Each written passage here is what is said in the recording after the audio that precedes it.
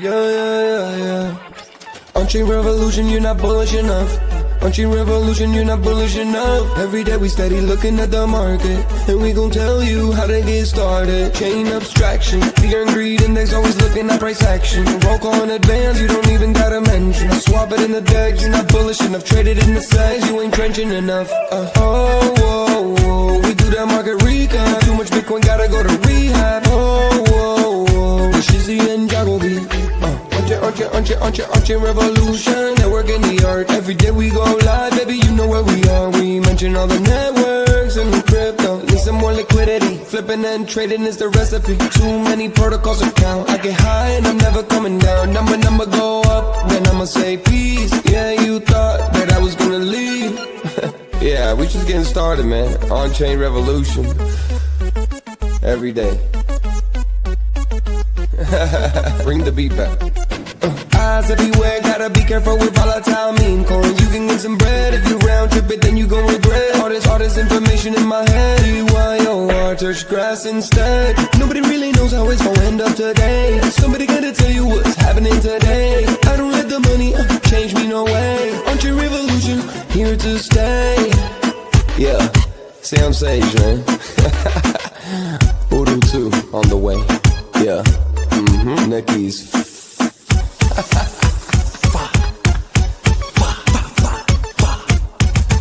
Yeah. OnChain Revolution.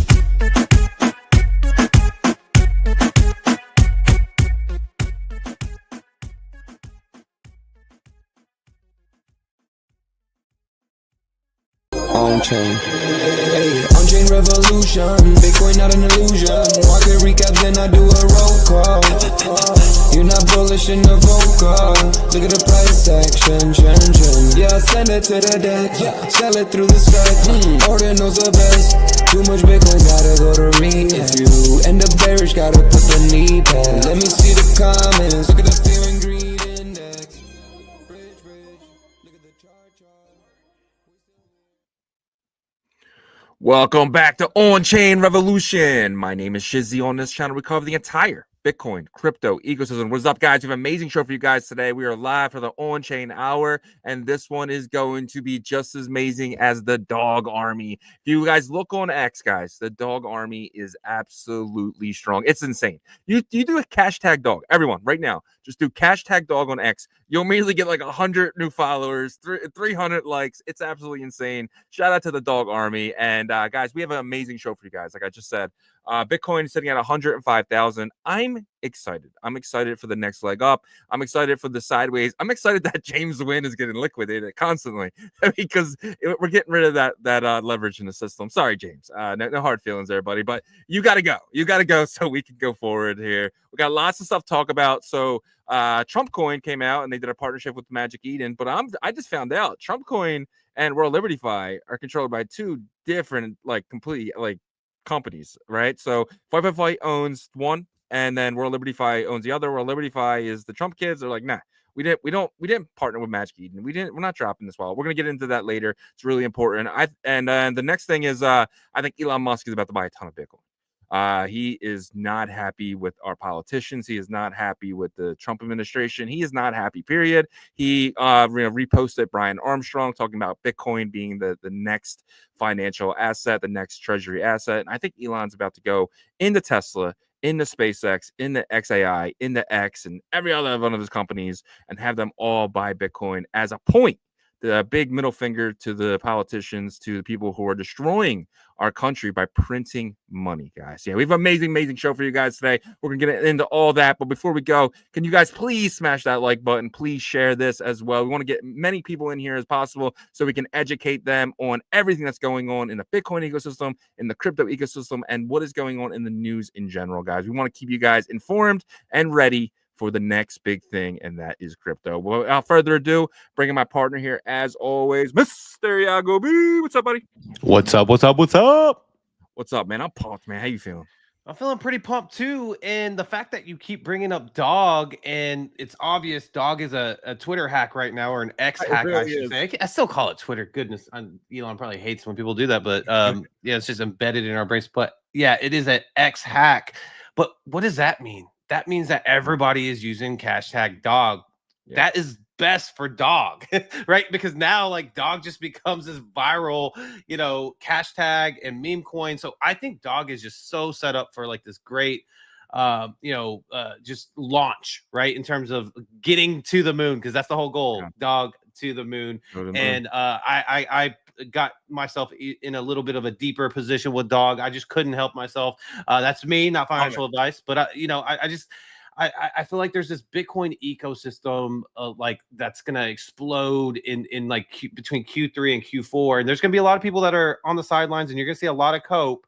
But you guys that are watching us day to day, you guys are safe. You guys are in that shuttle with the dog and us, and we will get there.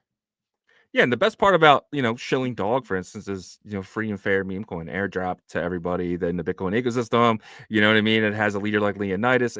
I'm not shilling this to you guys, man. You guys already know how I feel about it, but just in general, but it's not really a dog shill. It's a Bitcoin ecosystem shill, right? Because that is the number one coin here. And it's, people buying dog gets you deeper into the Bitcoin ecosystem that has $2 trillion of liquidity. Obviously, probably more than half of that will never ever touch the Bitcoin ecosystem and like L1 assets and stuff, but there's still another $1 trillion that probably will. And I'm excited for that. I'm excited for today's show. But let's just jump right into it. Let's do it. All right, so the title of today's show is Bitcoin Dominance About to Crack, Our Bold Prediction. So I think me and you are both in the same camp here.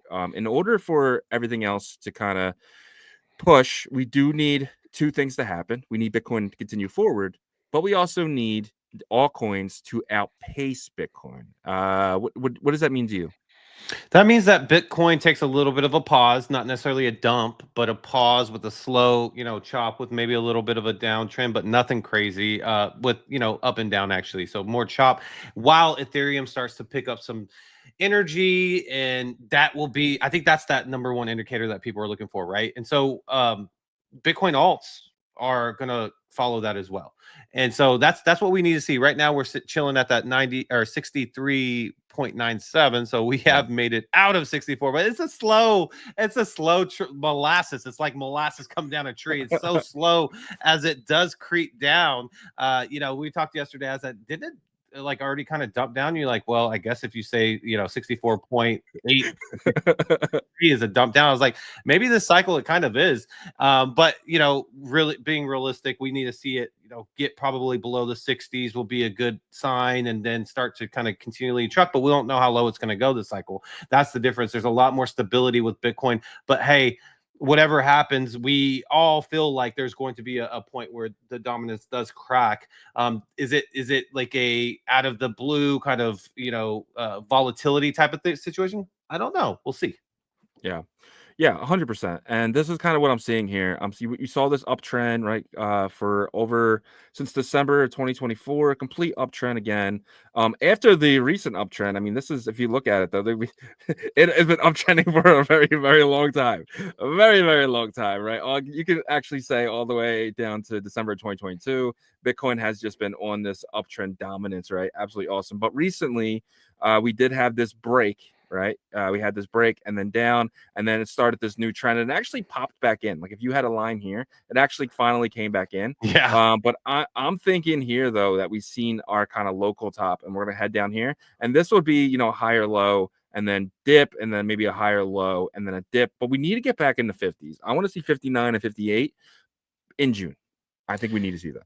I agree with that. I think we do need to get back into the 50s, and wow, that was the fake out of all fake outs right there, right? That was that Q4 of last year, which and it wasn't all of them, mind you. It was really just the blue chips and some of these new kind of mid caps that were trying to make a name for themselves, the hyper liquids, the some of these AI tokens that kind of brought the obviously the Ethereum got back to $4,000, I think, briefly. And then you had your ADAs, you had your XRPs kind of help kind of make that dip there. And so this time, hopefully it stays more consistent, and we see more of the alt ecosystem thrive together. Yeah. Worst case scenario is seeing 66. Because the all-time, I guess the cycle high right now is 65.4. So if we get back to 66, if we come back up here, we're not gonna have a good time. So yeah, I'll say that with that. But all right, let's jump into the off-chain news here. So breaking, U.S. jobs shock. May ADP non-farm payroll rose by just 37,000, missing estimates of 111,000 by a wide margin. April revised down from 60,000 to 60,000 from 260,000 from 62,000. Trump came out and said Powell has to cut rates now. Absolutely unbelievable. And then I go and check Poly Markets, and they predict no interest rate in June. 97% say no change in June. What's your take on this? What's your take on the ADP based the non-farm payroll jobs, and then Trump's comment, and then Poly Markets? the non-payroll jobs is just an argument point for the administration to kind of put some pressure on the Fed. But Poly Market is truth, and 97%. I gotta place my bets with there, right? And so I don't think any change is going to happen in June, unfortunately. But this will be something that they nag them about, right? Because this doesn't look great, obviously. But this is one of the indicators that the Fed does look at to say, okay, unemployment rates are up, and we need to probably start to do something, right? So CPI and PPI are going to be important. I think it's going to be one of the most important data points this kind of cycle with the Fed about to talk, right? And so if CPI is okay, still looking okay, PPI is not like looking horrible, then I think we could get a setup for the next time, the next round. I just feel like with what Polymarket is saying at that 97%, that doesn't at that point, it doesn't really get it wrong, right? So we'll see. But it did drop a little bit. We're now at 96. Okay. And One 97 point. is we're getting there. But let's take a look at what Polymarket is thinking for rate cuts in the next couple of months here.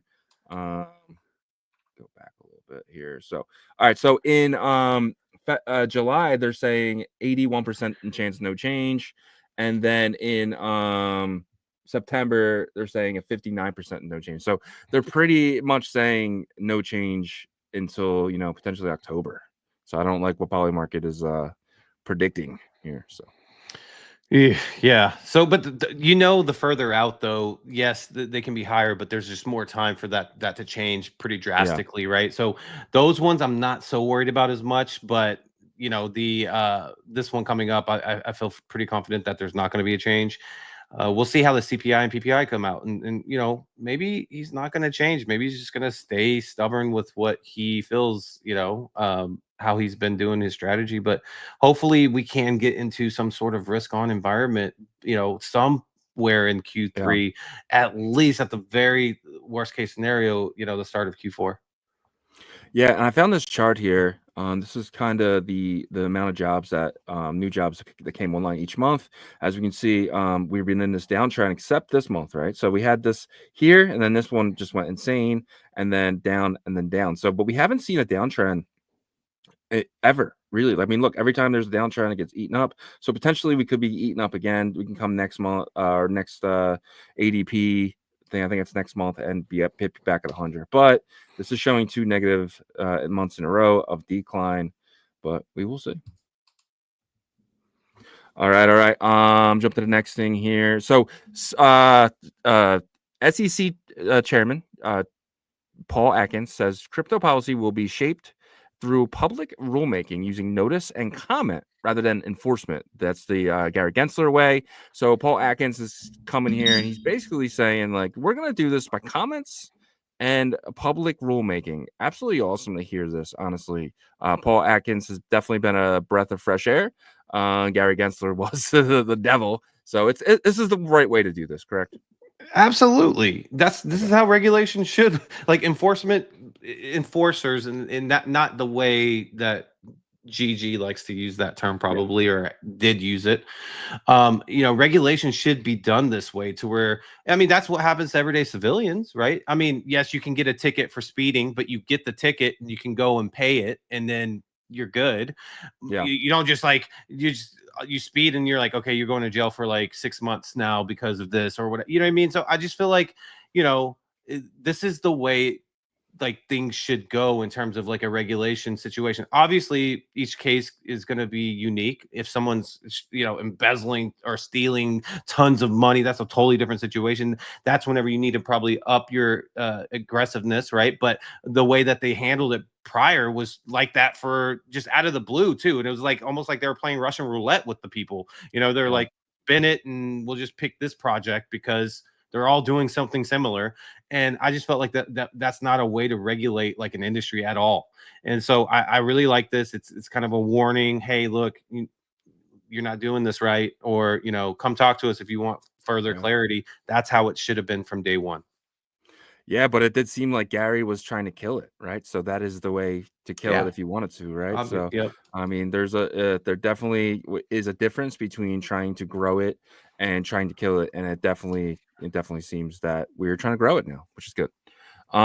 Moving on now. So Elon Musk is not happy with anything going on in politics right now. Obviously, last week he stood behind President Trump, and he walked away from Doge, and now he's coming out, and he's just, you know, every tweet is just destroying. Every tweet for the last 24 hours has been destroying politicians, really talking shit on the Trump administration as well.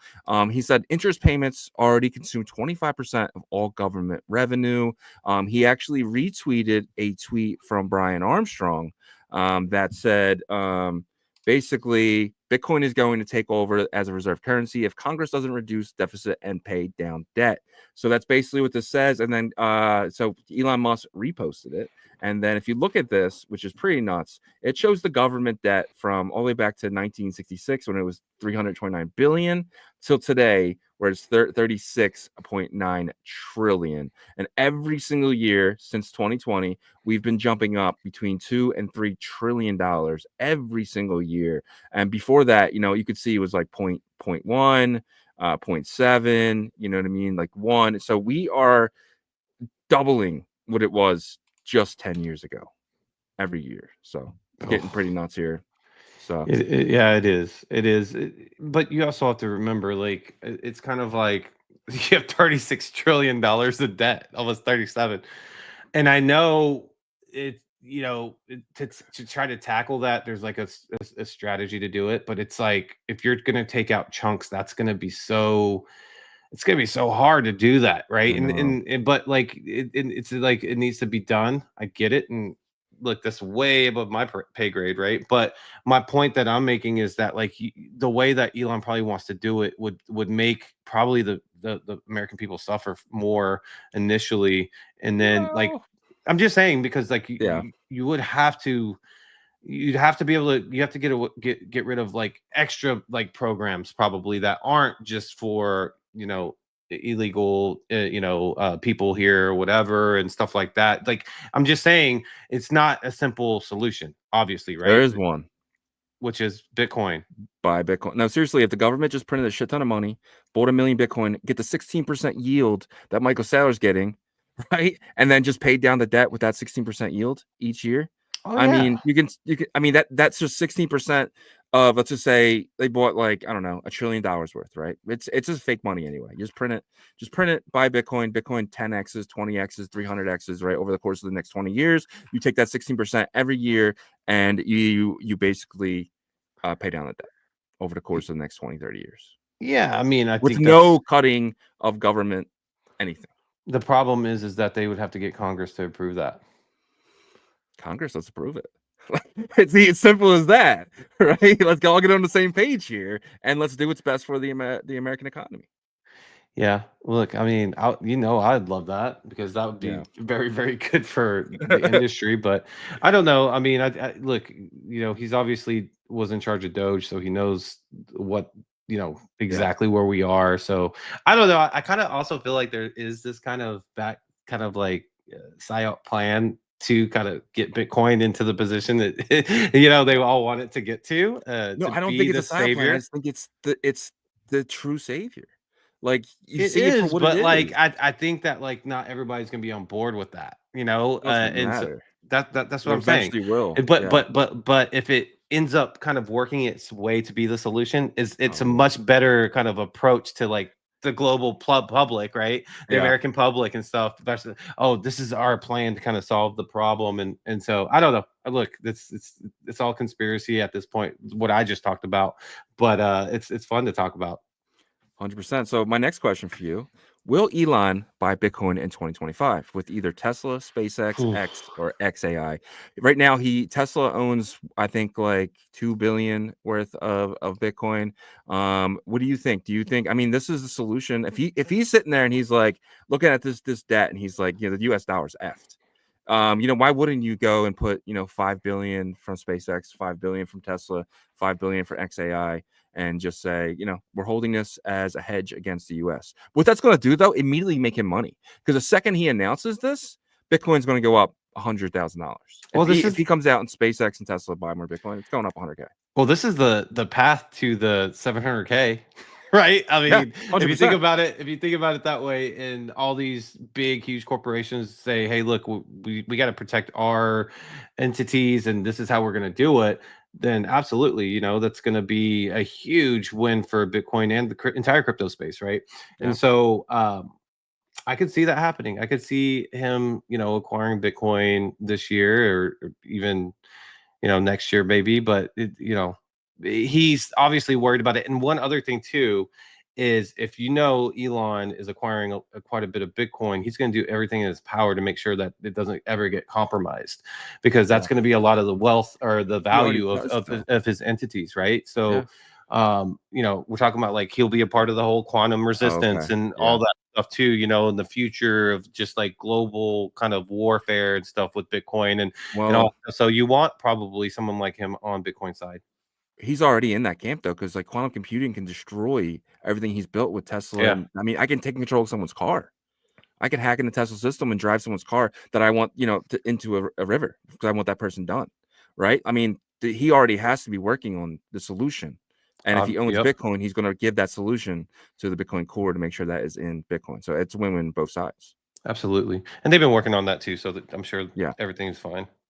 Yeah, could you imagine that if you have quantum computing and you wanted this person gone? I mean, all you got to do is hack their Tesla. I don't want to imagine that. I'm just saying, all you have to do is hack their Tesla. Like, I know. what I mean? Like, I know. So, all right. We're gonna get into the news of yesterday with this Magic Eden stuff. So, Magic Eden dropped a tweet yesterday. Big news: the official Trump wallet is coming soon. The first and only crypto wallet for true Trump fans. So, immediately after this, Don Jr. comes out and says, "Yo, the Trump family." It came out publicly clarified that neither he nor the Trump organization is involved with the newly launched official Trump wallet promoted by Magic Eden and Get Trump Memes. So I started digging into this, and I found out who owns Get Trump Memes is Bill Zanker. Co-wrote a book with Trump, launched Fund Anything with him back in 2013, and now runs the Trump meme coin via Fight LLC. Though the family has denied direct involvement. So then I started digging in a little more. What roles do the Trump kids play across the family businesses? So no Trump kid has anything to do with Fight, who launched the Trump coin, which is interesting, right? They did they made out with millions of dollars from the Trump coin. It was given to them by Bill Zanker, but they didn't help launch this. They had no say in this. They don't have anything to do with Trump coin, which is interesting. So what is the Trump kids actually doing? So Trump's main plays are WLF, which is the DeFi stablecoin official Trump wallet, right? And then you have TMTG, which is Truth Social, BTC ETF, Bitcoin Treasury. And then you have American Bitcoin, which is a mining venture. So Eric Trump serves as a manager on the board of WLF Holdco LLC, the holding company that owns World Liberty Fi. So Eric Trump is on the board of that company. Donald Trump Jr. is a Web3 ambassador at World Liberty Financial. So he's a part of World Liberty Financial. And then you have Barron Trump, who is the chief DeFi visionary at World Liberty Financial, which I thought was really interesting. And then, so Eric Trump also serves as a co-founder and chief strategy officer at American Bitcoin Mining. Donald Trump Jr. serves on the board of directors of Trump Media. So Jr. is Trump Media, which is DJT, which is Truth Social. Eric Trump is American Bitcoin, and they all are WLF, which is World Liberty Fi. right? Yeah. So, but that's it. That's all. It's all they have their paws in besides the real estate stuff. That's all their crypto stuff there. So, what do you think about all this entire mess of a situation? Well, I think they should have came out with this information maybe give the meme coin maybe like a week and then come out with this information. But I think they did their friend a solid, or whoever that was that business got partner, those Zanker. IP rights for that, right? And so, but I'm actually glad that the clarity's there, because a lot of people were just putting that Trump meme directly on them. Now, Yeah. Their involvement, obviously, has probably to do with some sort of deal that they were able to benefit somewhat from this or something, right? We don't know what that is, but after that, it was kind of clean our hands from it type of situation. And so, I think this is good for clarity. Now let's go back to the Magic Eden thing. Now, him coming out and stating that, I think, was probably due to that interview that he had with, I think it was CNBC or Money, right? And Joe, I forgot his last name, but anyways, he's the guy that we all like. He's the old guy. He loves Bitcoin and stuff. But he was grilling him, Don Jr., on the meme coin and the association that they had with it. And he was just like, well, he did kind of dance around it. He's like, well, we got into crypto because once we got into politics, before we got into politics, we could get loan anywhere. After we got into politics, they were denying us left and right. So we wanted to support and get involved in something that was completely decentralized. It didn't matter if you were, in politics, or it didn't matter if you were this or that.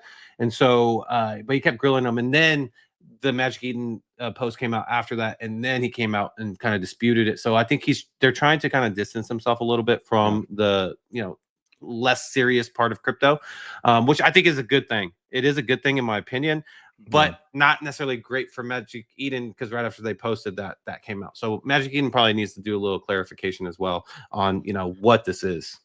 Well, it's Fight LLC. So this guy, Bill Zanker, has rights to whatever Trump signed with him with Fight LLC. He has the name and likeness of Trump, and if he wants to launch his wallet with that same company that launched Trump Coin, he has every right to do so, because he owns a portion of the IP, right? But on top of that, World Liberty Fi is announcing that they're going to have a wallet. So now they're competing with two Trump wallets. So that was the problem. They were okay with the Trump coin. They were okay with everything else. But now they're coming into World Liberty Fi's area using Trump's name and likeness, and they're like, whoa, that's the line. Yeah. Well, also, I'm sure that agreement there was some probably specific IP rights that he had. I'm sure it wasn't like Donald Trump forever, he can use that forever, so maybe like the Trump 555 or something like that to get in being together or something like that they could use. I'm not sure. I don't know. I haven't seen the that's agreement. The thing there. So the wallet is officially the Trump. So it's nothing to do with Donald Trump. It's the Trump coin token wallet. So they just probably need to clarify that as much as possible, right? So that's what we're doing right now. We're clarifying that it's not the Trump team; it's the people who own and run the Trump coin is doing this. This is the Solana meme coin. So that's the difference. When they say Trump, right, you're immediately thinking Donald Trump's wallet. No, the Trump coin wallet. Yep. Which would be a smart marketing play by Magic Eden as well. So 100%. But what do you think about the Baron Trump thing? This is something I already thought. Absolutely, I already thought he was love it. I think he's gonna be like a big part of the success. Honestly, I think Baron. Obviously, we don't know him personally, but like just seeing a lot of the stuff, and like the fact that like Aiden Ross called him up and was like, "Hey, I need a loan." He's like, "How much you need?" He's like, "I don't know, a couple." He's like, 200K. All right, can you take it in ETH? And when he's like, he's like ETH. He's like ETH. Oh, TH, yeah. And he was like, yeah, okay. And so, but it also kind of goes to show like he's experienced here. Like he has some sort of passion exactly for it, right? So I think he's in the perfect spot. I think he's gonna help grow their brand in our industry. Giving him this opportunity, I think is going to be really good for both, the entire entity there. I think it's good for crypto. I think he's like a young kid entering DeFi.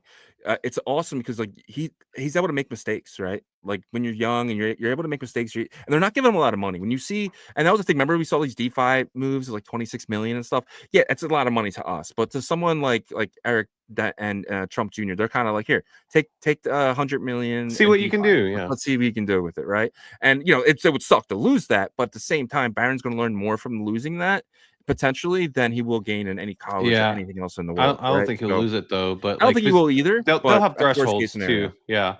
But the one thing that you got to give him credit for is he's a smart like strategist too, because he's probably about 30 to 40% reason why that he won the election. When he was connecting him with his network of podcasters, Joe Rogan, go on Aiden Ross, go on Paul.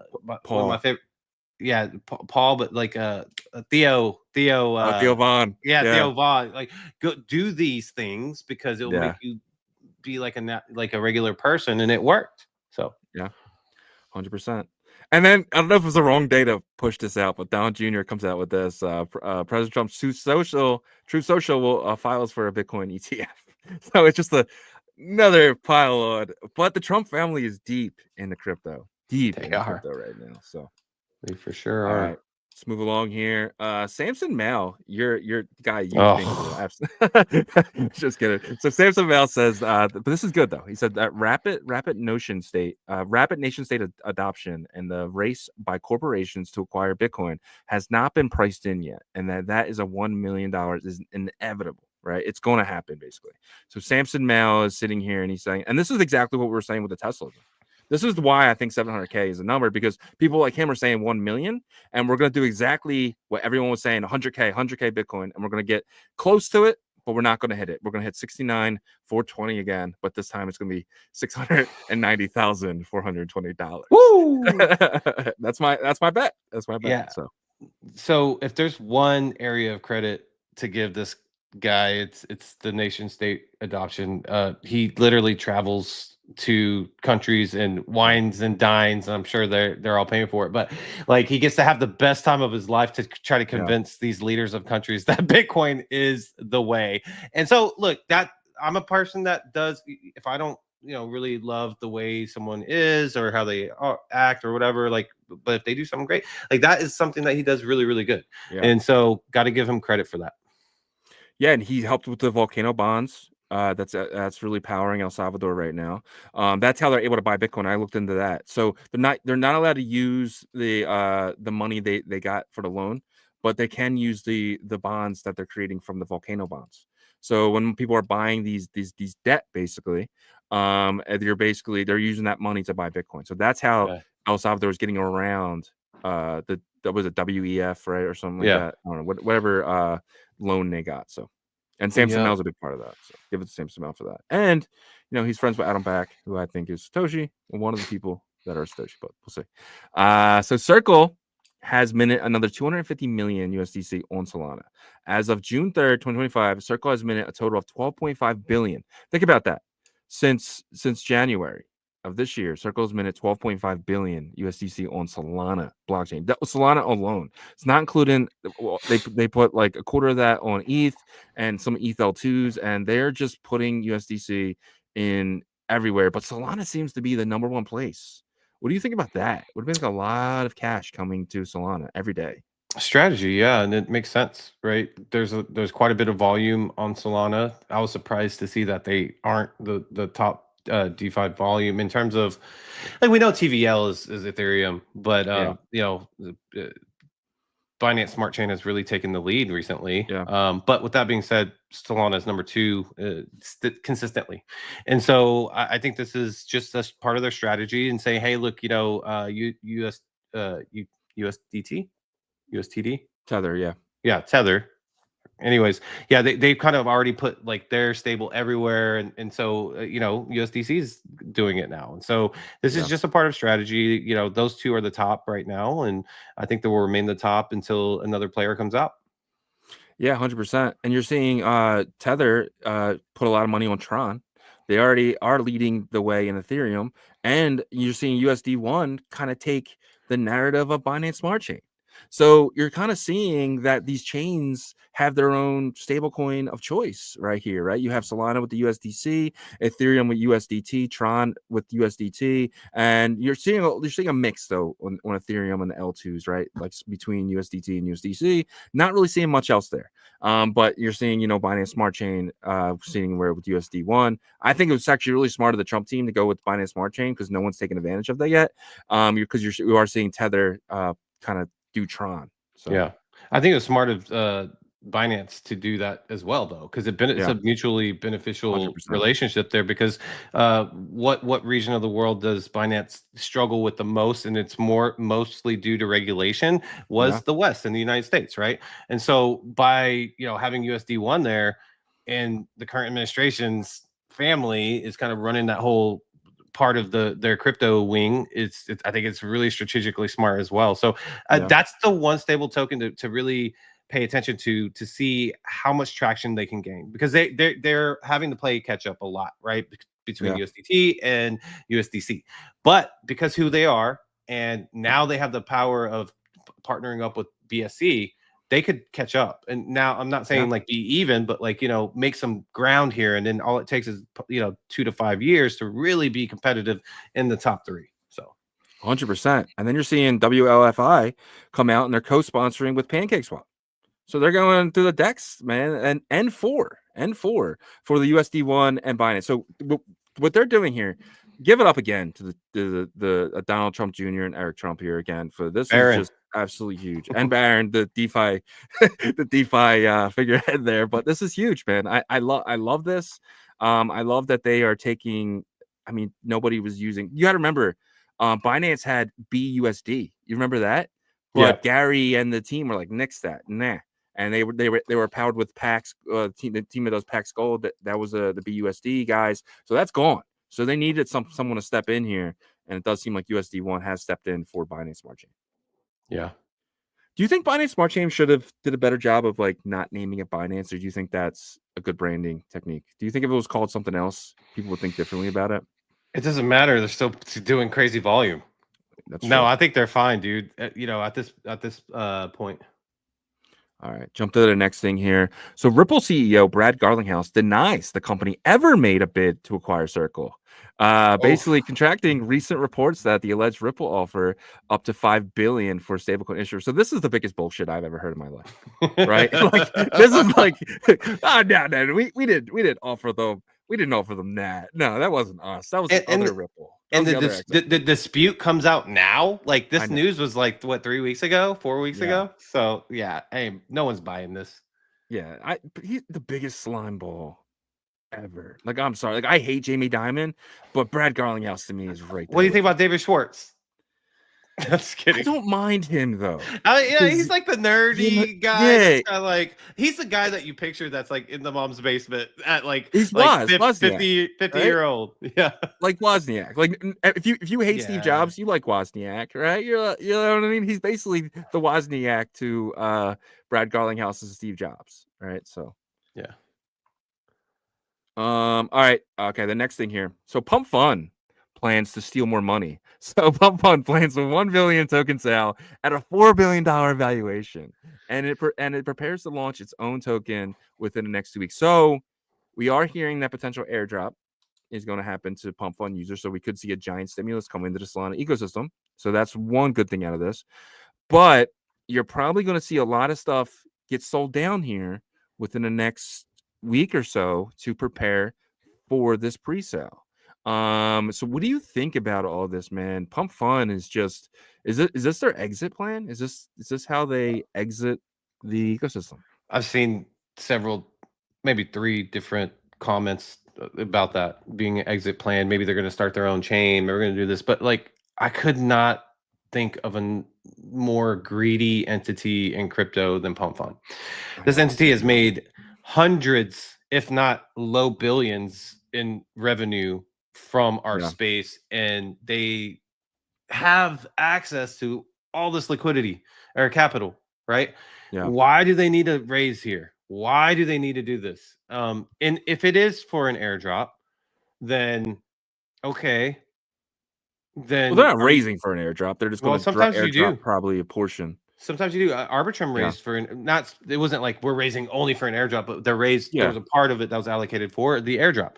So that's kind of what I'm thinking here. If they do the airdrop, right, and it's like, are they going to put any of their like low billions of revenue into it? Look, I mean, probably from a business, like we're business people, right? We run a business here, so I can understand like if you're winning the game at business, like you're kicking everybody's ass. But there's a point to where like your community is being just abused by it, right? Like they're the ones that are like funding all of your lavish whatevers, you know what I mean? And so I hate this news, but I need more information on if it is going to go, how much is going to go towards an allocation for an airdrop and those kind of details before I can really hate it as much as I want to hate it. Yeah, 100%. I hate it. I personally hate it. I think that Pump.fun is the worst thing to happen to crypto in the last 4 years. I think the only thing worse than Pump.fun was Ben.eth. Yeah, he was a blip. It was a blip on the But map. I'm just saying, like, but he was the Pump.fun of last cycle. He was exactly that, right? So it was like, hey, send me money and I'll airdrop you. That's basically what is going on here. But I don't know. I think Elon or whatever he wants to call himself, he basically ruined the HODL culture. He ruined a lot of things. He made the Solana people into very weak-handed people.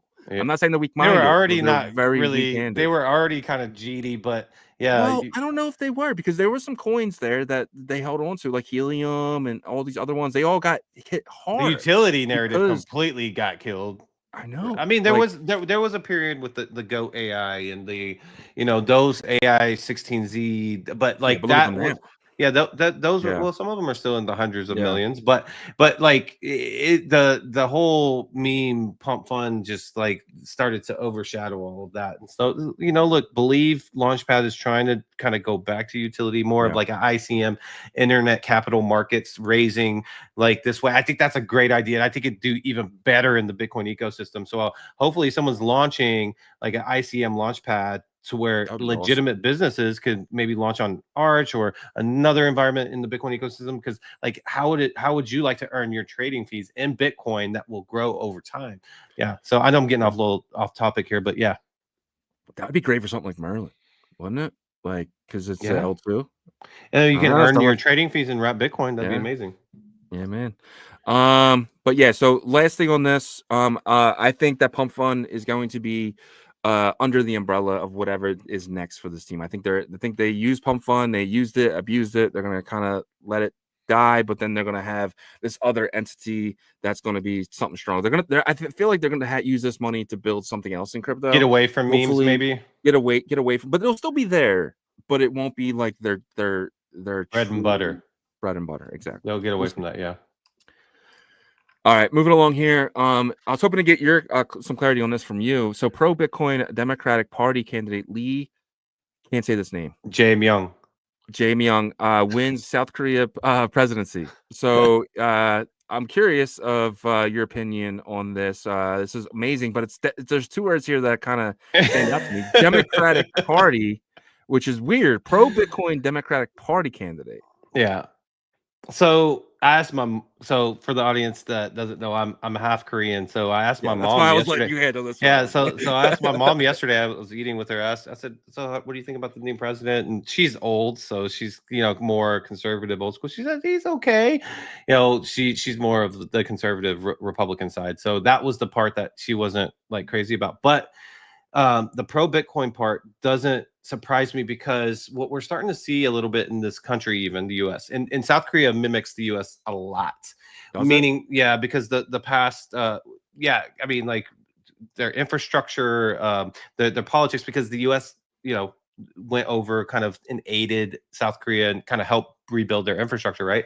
Yeah. So when you look at their past 8 years, it's very similar to ours, right? It's more liberal, that kind of approach to society. But I think a lot of these Democrats are going a little bit back towards the middle, because they see what happened this last election. Plus, they realize that, you know, the working people, which is the working class that they typically went after, wasn't who their base became, right? So and I think like crypto stands for that, right? So I think that's why some of these Democrats are starting to say, hey, look, we're pro crypto too. And they know that the lobbyists and stuff are becoming more, that pie is growing more and more on the crypto side, less and less in traditional finance and banking, right?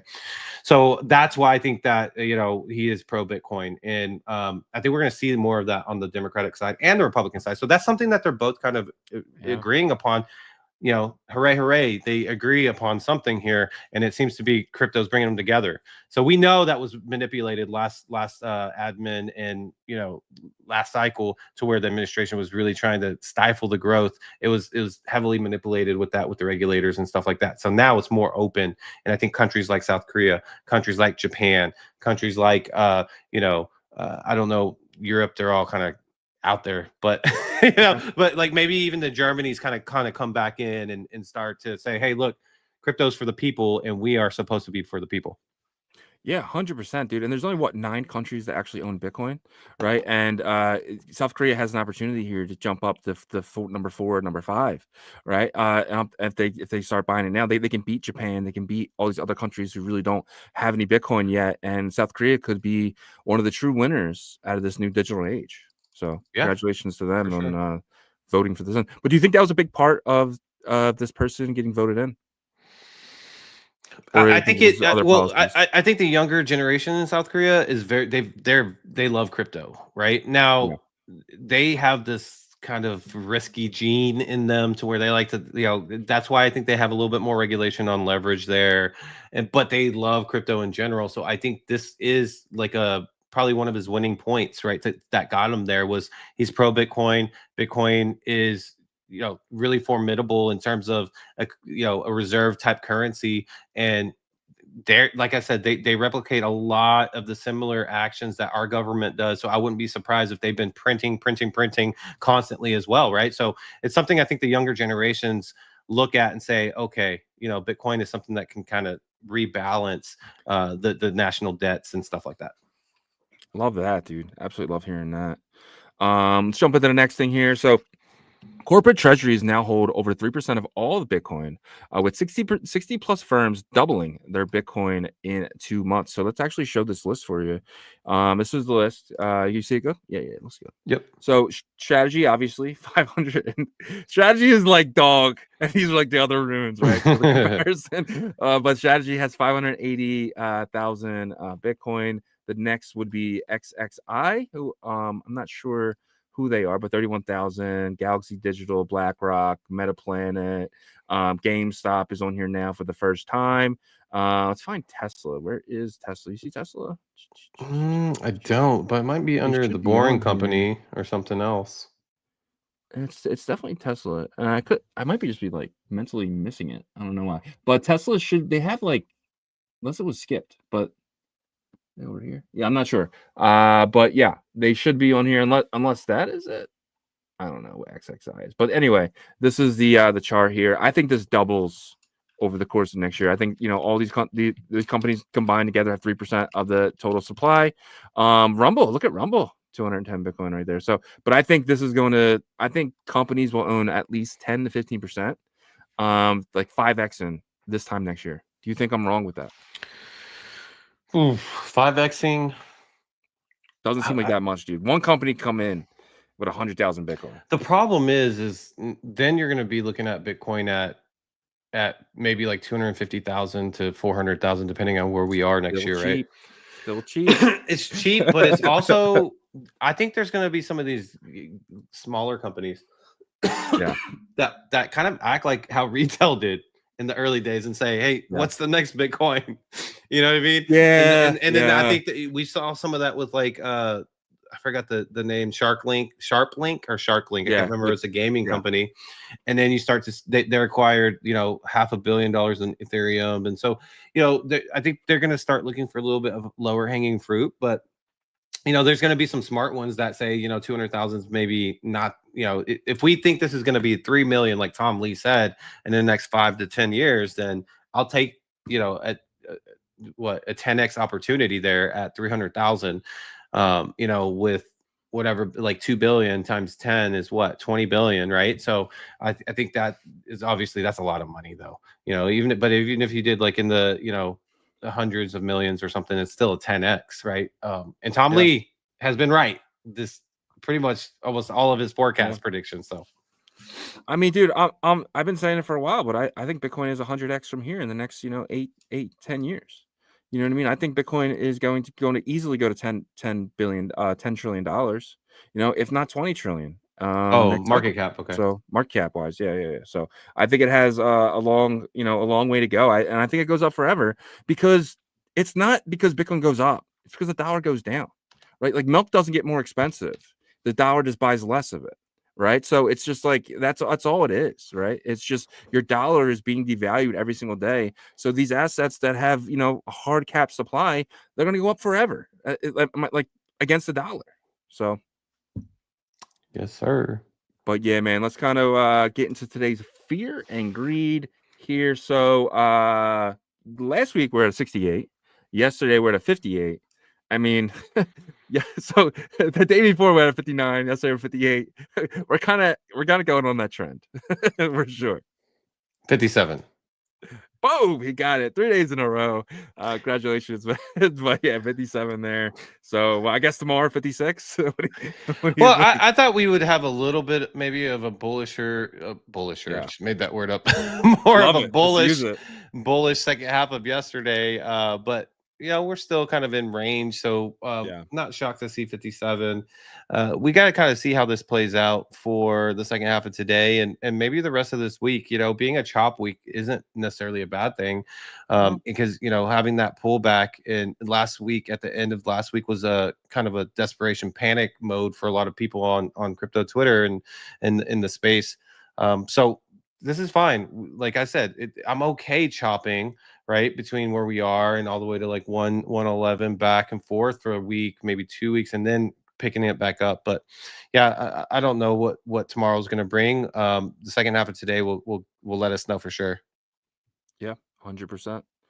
All right, let's dig into the Bitcoin price action here, brought to you guys by Artura.finance. We just had these guys on the show yesterday. If you missed that segment, it was absolutely fun and exciting what these guys are bringing to the table. But their knowledge of the markets are really amazing as well. So it's really awesome to see a group of core contributors like they are actually kind of build something truly special. And I think Artura.finance is truly special. But you guys have an opportunity with Artura that you don't have with other projects, and that opportunity is potentially an airdrop of the ARA token, right? And it's not it doesn't just stop there, though, because you have an opportunity for the chain that they're going to be on. They're going to be on a Bitcoin L2 called Hemi. Hemi is backed by Binance. So by using potentially Artura.finance on Hemi, you will be not only earning the ARA token, but potentially earning the Hemi token as well. But it doesn't stop there. So they're also going to be on a chain called Botonics. Botonics is another Bitcoin L2, and they will not have a token. That's they're saying anyway, but they're going to incentivize the chain in other ways. So not only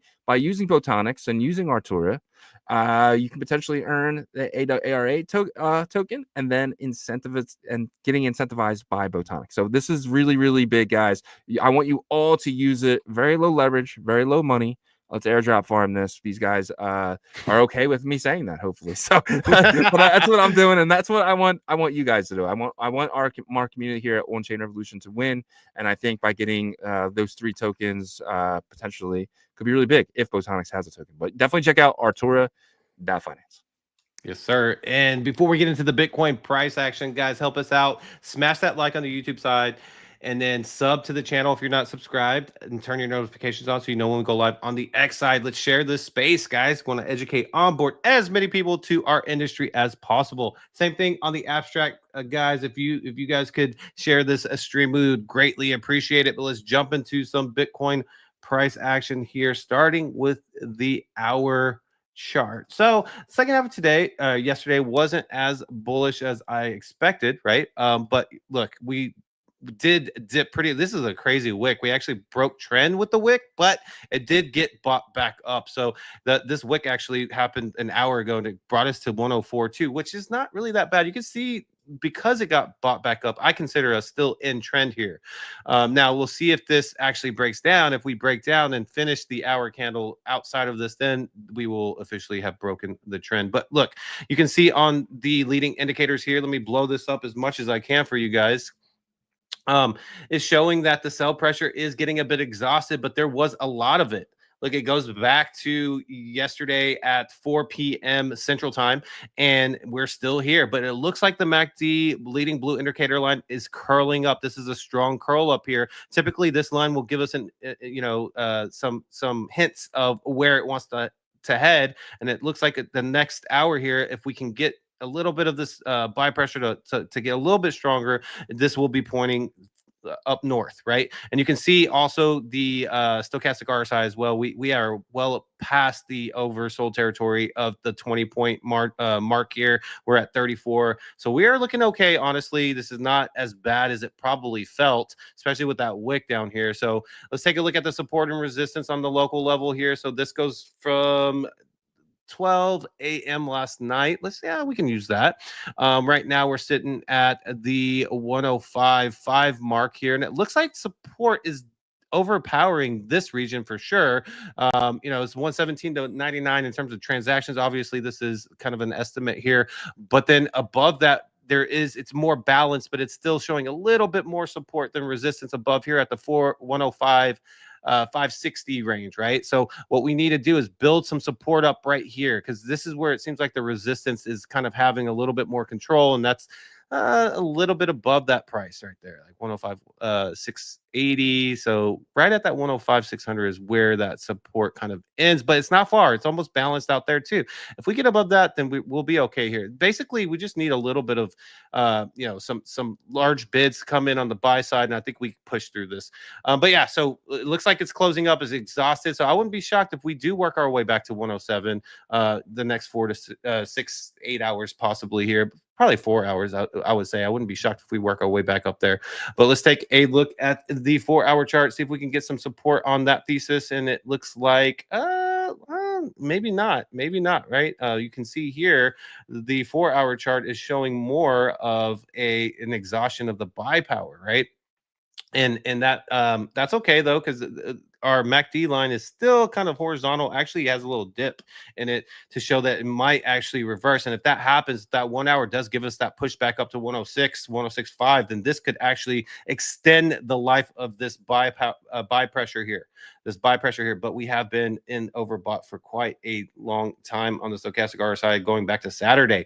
Now, can we kind of reverse this and go back up here? Absolutely, we could, but we would need that help from the shorter term time frames, the hour chart that we just got off of, right? And if I'm right, we get to 106.5, 107, that absolutely could happen, but it would need to happen in the next 4 hours. So let's see.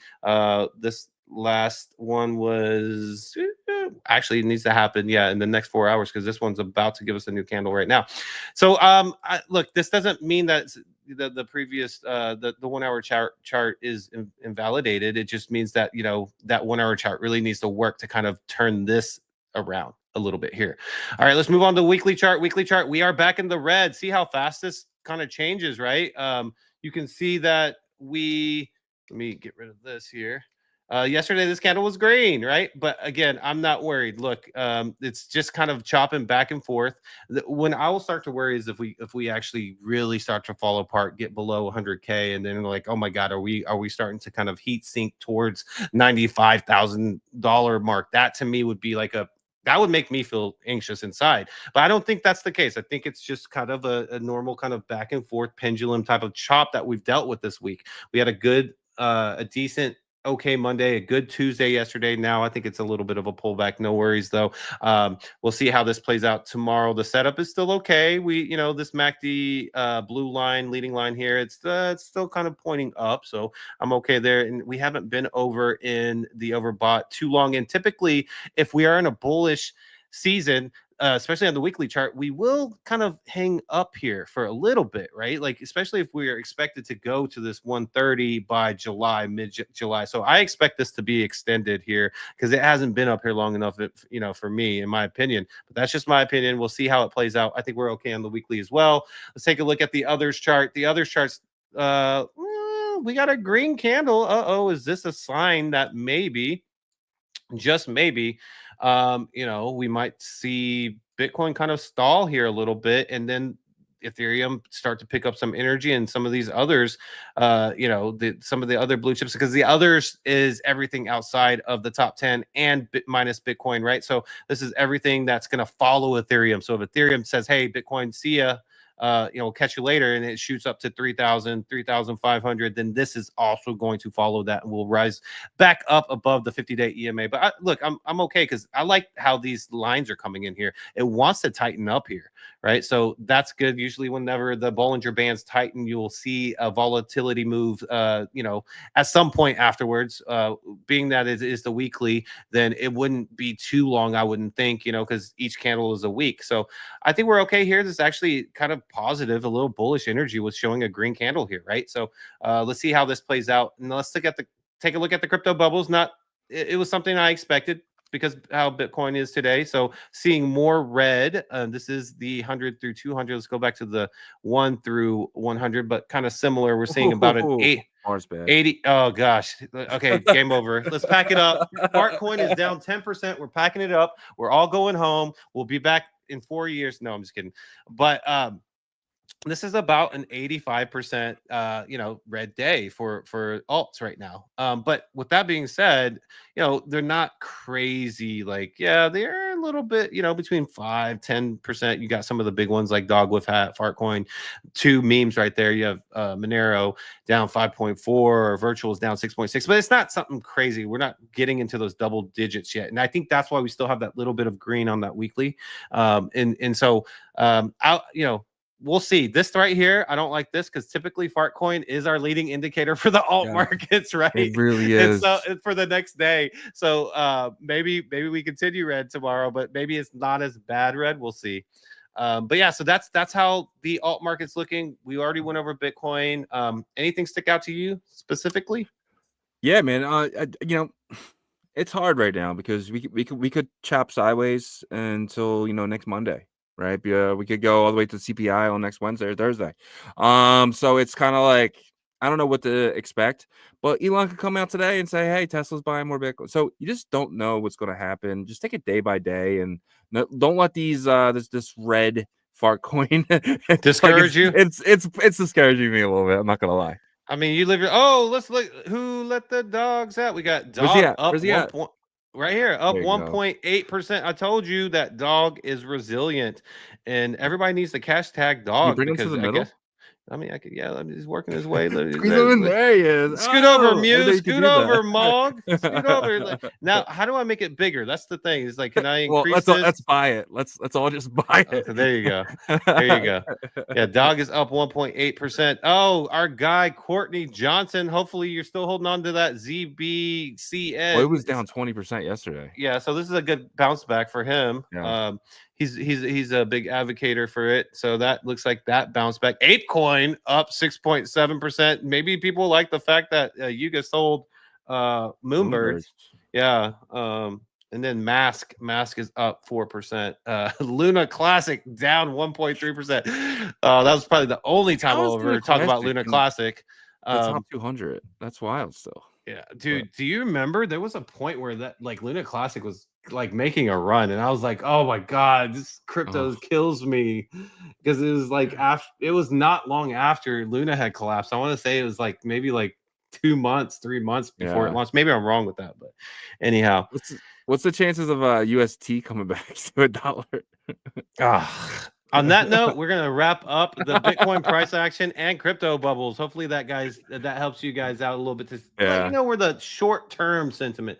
That's the key phrase, short term. Okay. So don't be panicking and running into trees. I don't know why I said that. Yeah, don't do that.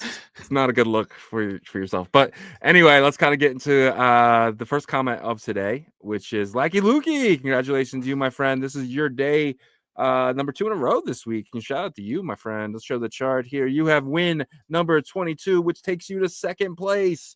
So it's Danny Boy at 1 with 24 wins, Black Lukey with 22, and Webdro with 21. So shout out to you three, man. You guys are running away with this, but I do not think that we have a winner yet. I think that, you know, there's still plenty of time for someone to win twice a week, every week, and actually take this. So I am thinking that, you know, Danny Boy, Lucky Luke, and WebJoe are going to be one of the winners.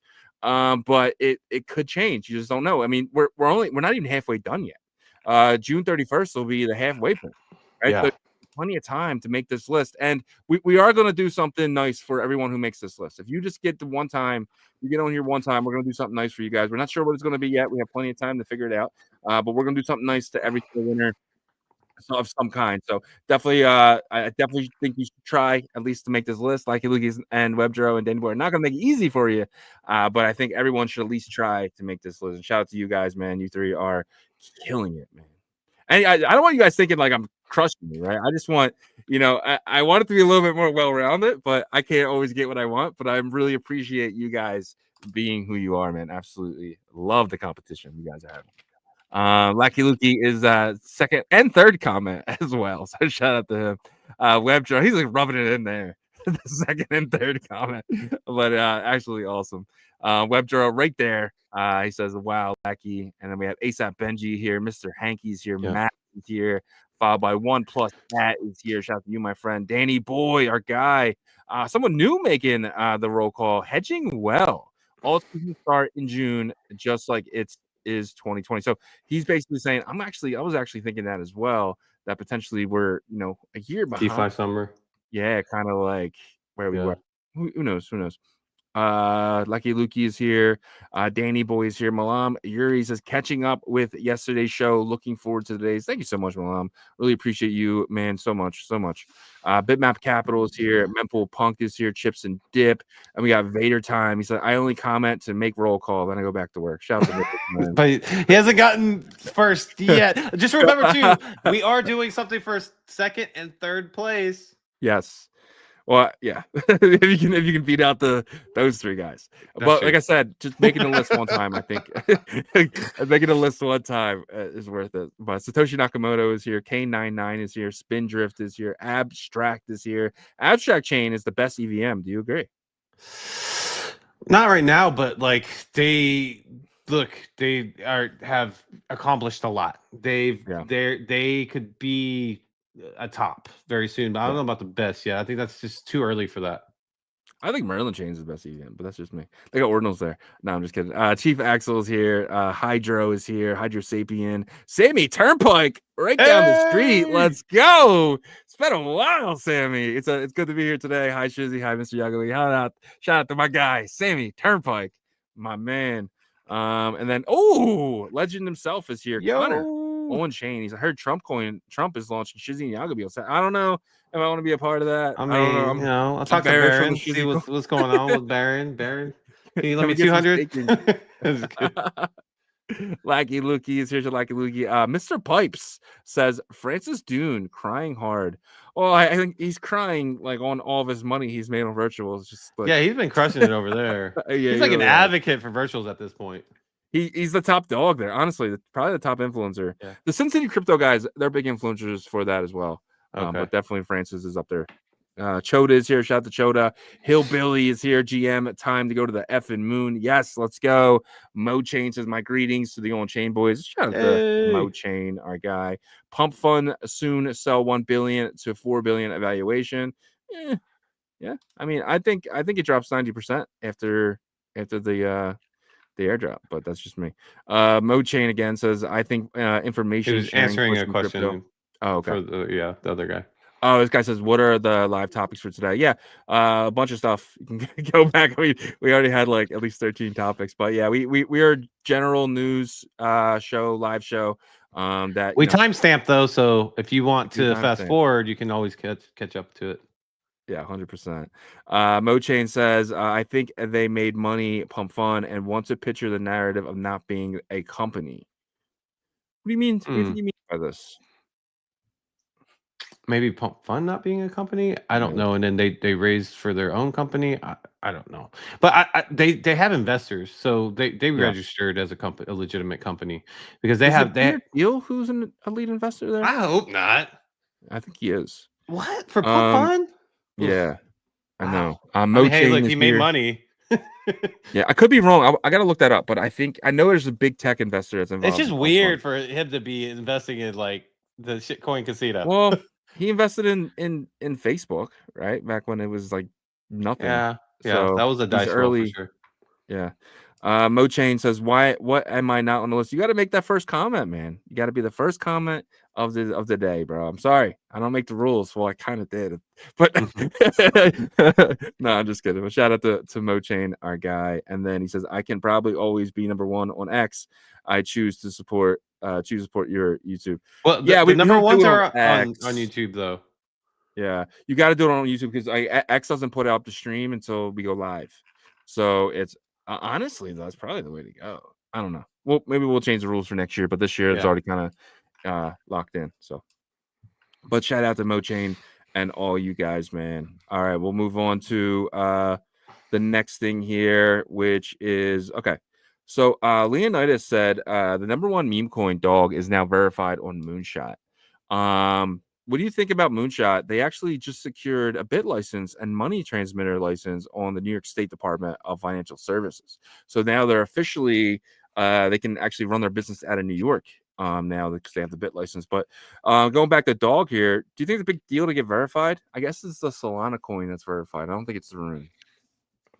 I don't know, but in theory, it doesn't matter because whatever, the supply is based off of whatever's locked up on Solana. So if they can get more users for Solana, they have to buy more, then it will work out regardless. But I think it's big that Moonshot's putting that post out and stuff because they realize the entities in our space are starting to realize how viral dog is getting, and the momentum needs to continue with that, by the way. So like, how does that happen? You guys just need a hashtag dog. I mean, Leonidas done an amazing job with that. But anyways, back to Moonshot. Moonshot posted about it. Dog is really, in my opinion, and I said this to you pre-show, is kind of like that Marshawn Lynch back in whenever he was like playing against the Saints. He's dragging over the goal line, man, and that's what Dog is right now. Dog is that running back that you cannot tackle, Derrick Henry, and he's getting over the goal line for rooms, right? And so it's happening socially in a viral way. So I love it. I love the energy, and I want it to get even bigger. Dog reminds me of Doge back in January of 2021. But just the baby well, phase, January 2021. Yeah. Where you were seeing it on timeline and then you're sitting there like it's a meme. This is stupid. It's a joke. It's a joke. Like, why are people tweeting about this? But then you found out that joke was actually funny. and then it became a $10 billion market cap joke. So quickly. So, but yeah, I'm getting I hate to always do that though. I hate always being like, he's the next John Elway, or he's the next. I don't like doing that, right? But Dog definitely seems like it is following in the the way of Doge. But you got to remember, it's on Bitcoin. It's the number one token on Bitcoin layer 1 blockchain. Like, that's something that's going to be massive one day, whether this cycle or the next. And I think Dog can get to, I don't know, man, at least half a Doge. I think that's saying a lot. Well, Leonidas, he is very brash about Dog when he makes, statements and stuff, and he says that it will replace Doge. But we'll see. I mean, Doge is a $28 billion market cap. So if you think it's going to replace it, then we all rich. Yeah, all you dog holders. I think Doge can get to 60, or if not, maybe 90. And then you could see Dog going to 30 or 40. Yeah. I mean, it's on Bitcoin. So I don't know. I mean, look at Sheep. Sheep is the biggest meme on Ethereum, and it's at right under 8 billion right now. Right. So I think in theory it should pass that. But we'll see. You think Dog can pass Sheep at this cycle? Well, I mean, I think the Bitcoiners, if you have any pride left in you, I'm just kidding. But you want the number one meme on Bitcoin to be valued more than the number one meme on Ethereum, right? I agree, 100%. Come on. So Kraken support made a tweet. They said Kraken Spot Exchange website and API will be undergoing maintenance as we upgrade our system on Thursday, June 5th at 7 UTC, and be unavailable for approximately 50 minutes. So they're saying they're shutting down Kraken for 15 minutes on June 5th. speculation is going wild, saying that they are adding the Runes indexer to be able to list dog during this time period. There might be other things happening during this time period as well, but this might be one of the upgrades that happen to the Kraken DEX. What do you think? Do you think dog gets listed June 5th? I mean, it's been 2 weeks since they said it's going to get launched. So, maybe, right? My question is this. Okay, Kraken gets this updated. Like, they list dog goes well, dog goes crazy. They're gonna co-market the crap out of that. By the way, dude. They already have a little bit. They already have. Imagine when it's there. Okay, so then they get on, like, maybe they get like the next one, Billy or whatever. But then you see kind of Brian Armstrong kind of peeking his eye over here. And do you see this becoming a common theme of, not necessarily Coinbase, because I don't want to go there next. What I'm saying is, like, the next biggest ones, whether that's, Binance or, Gemini doesn't really do a lot of meme stuff, do they? I mean, they got the top ones, Doge, Shiba. But my point, you get my point. Will the infrastructure kind of be like a common thing to where they start adding it? Because if they do, then that will be huge. Because at that point, now they all can list any runes. Yeah, no, 100%. They can list whatever now. Once this indexer, and that's the thing too. If people understand, these companies don't want to use KC's indexer. They want to build their own, and that's what they've done since November. In my opinion, they built a rune indexer, and they're about to make it go live. That is why they were tweeting about dog in November. They kind of stopped, and they started doing it again. But I think that's going to be huge, and I do think that now they could actually help other companies as well. Maybe use that indexer, because. Or I don't know, maybe, but it's going to shock you. But I think the next exchange that lists dog is potentially going to be Robinhood, and I say that because of Bitstamp. They acquired Bitstamp, right? So there's going to be a lot of coins now, in my opinion, that are going to get listed on Robinhood, like tons, like. But they're going to go after the ones with the highest engagement on social media because they want that marketing help, and dog is that. Dog is definitely that, dude. Dog is definitely that. And yeah, I didn't think about that. And Robinhood would be a great one because Robinhood is basically what Slingshot is claiming to be. Yeah. And except for with a bigger audience, right? And now they have the Bitstamp kind of infrastructure plugging in with the crypto side, but they would obviously have to build out that infrastructure. Now, would the infrastructure be something that like other centralized exchanges would go to Kraken and say, hey, can you like give us an API for this, or can you like give us and then they can just charge them, right, basically, and say, hey, look, everybody just flow off of our indexer because we're all in the same. Spend 5 months making your own, or just use ours. Yeah right. So I mean, this is exciting because it just really shows. Look, at the end of the day, I know there's a lot of people on the BRC20 side that probably not super happy with all this stuff with news, Kraken, and stuff like that. But it is what it is, and you could see the picture being painted out whenever you had the Arch Network building their chain. That Runes is a big narrative there. Then you have the Odin.fun building the infrastructure with ICP with the big narrative of Runes there. Then you have Cardano, with Fluid and Runes as being a big infrastructure thing there, and Tokyo Wallet. And then you have Near protocol coming up next, and then Sui's going to have something for Runes. I'm almost guaranteeing that. So like that picture was being painted the entire time.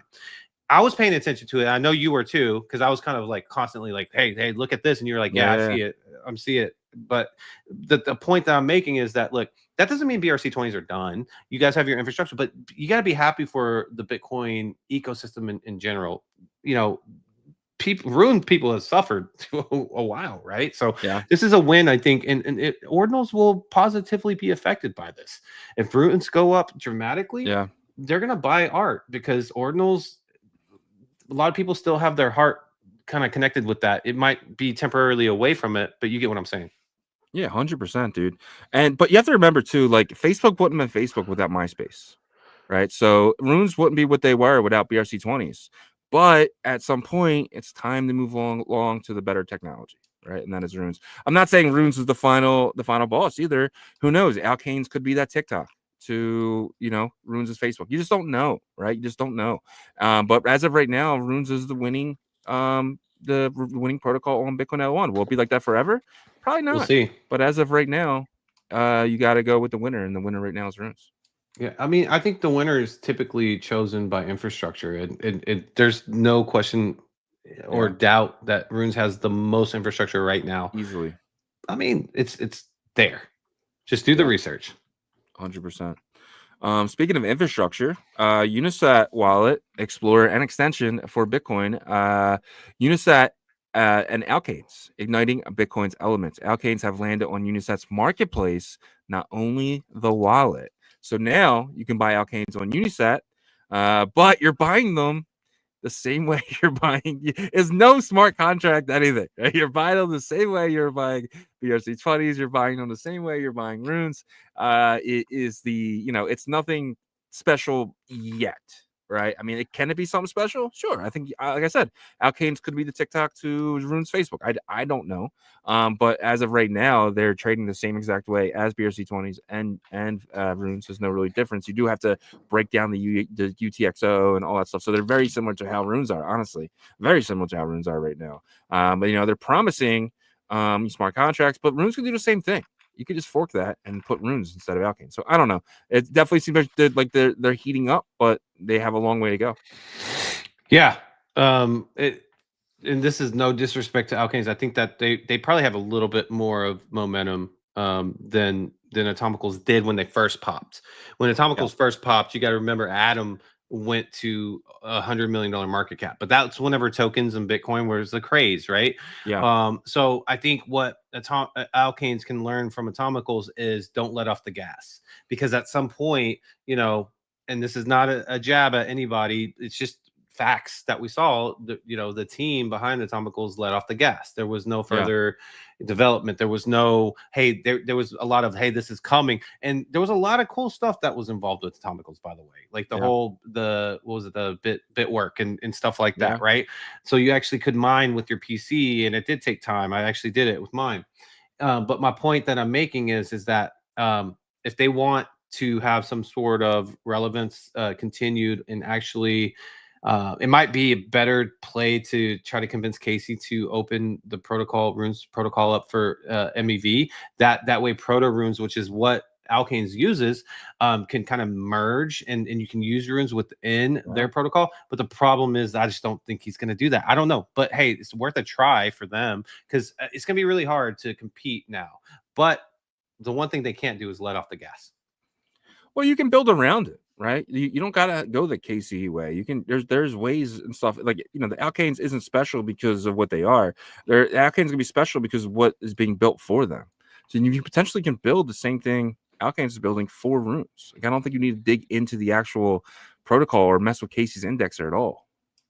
So, but that's just my opinion. I could be completely wrong. Just kind of thinking, but I'm going to read through this real quick about the UniSat. So they added a whole bunch of features to this as well. Easy portfolio view, choose and sell directly, check full listings, only one confirmation to list, zero service fee. Look at them going the OKX route. Zero service fee on smart listing and selling there. So no buy, sell service fee for orders below 0025. So if you go below that, there's no fees whatsoever. Above it, there will be fees, but that is what, $250, about $300. So that's kind of low. But if you buy in small incrementals of $250, you should be good. Complete asset info and K charts. Discover top assets on trending Alkanes dashboard. Batch buy with one click, bringing you the best and affordability and experience. So, but I just want to shout out ID Club, because they were first. They were the first people to do anything with Alkanes. In my opinion, they were the top dog there. So shout out to ID Club for really pushing Alkanes to be what they are today. But you are seeing UniSat come in and innovate for something they want. But you did see UniSat actually come out with ARC20s as well, and you do know that they failed. So hopefully this doesn't go down that route. But who knows? Who knows what the ending result is? Yep. All right. Jump into the next thing here.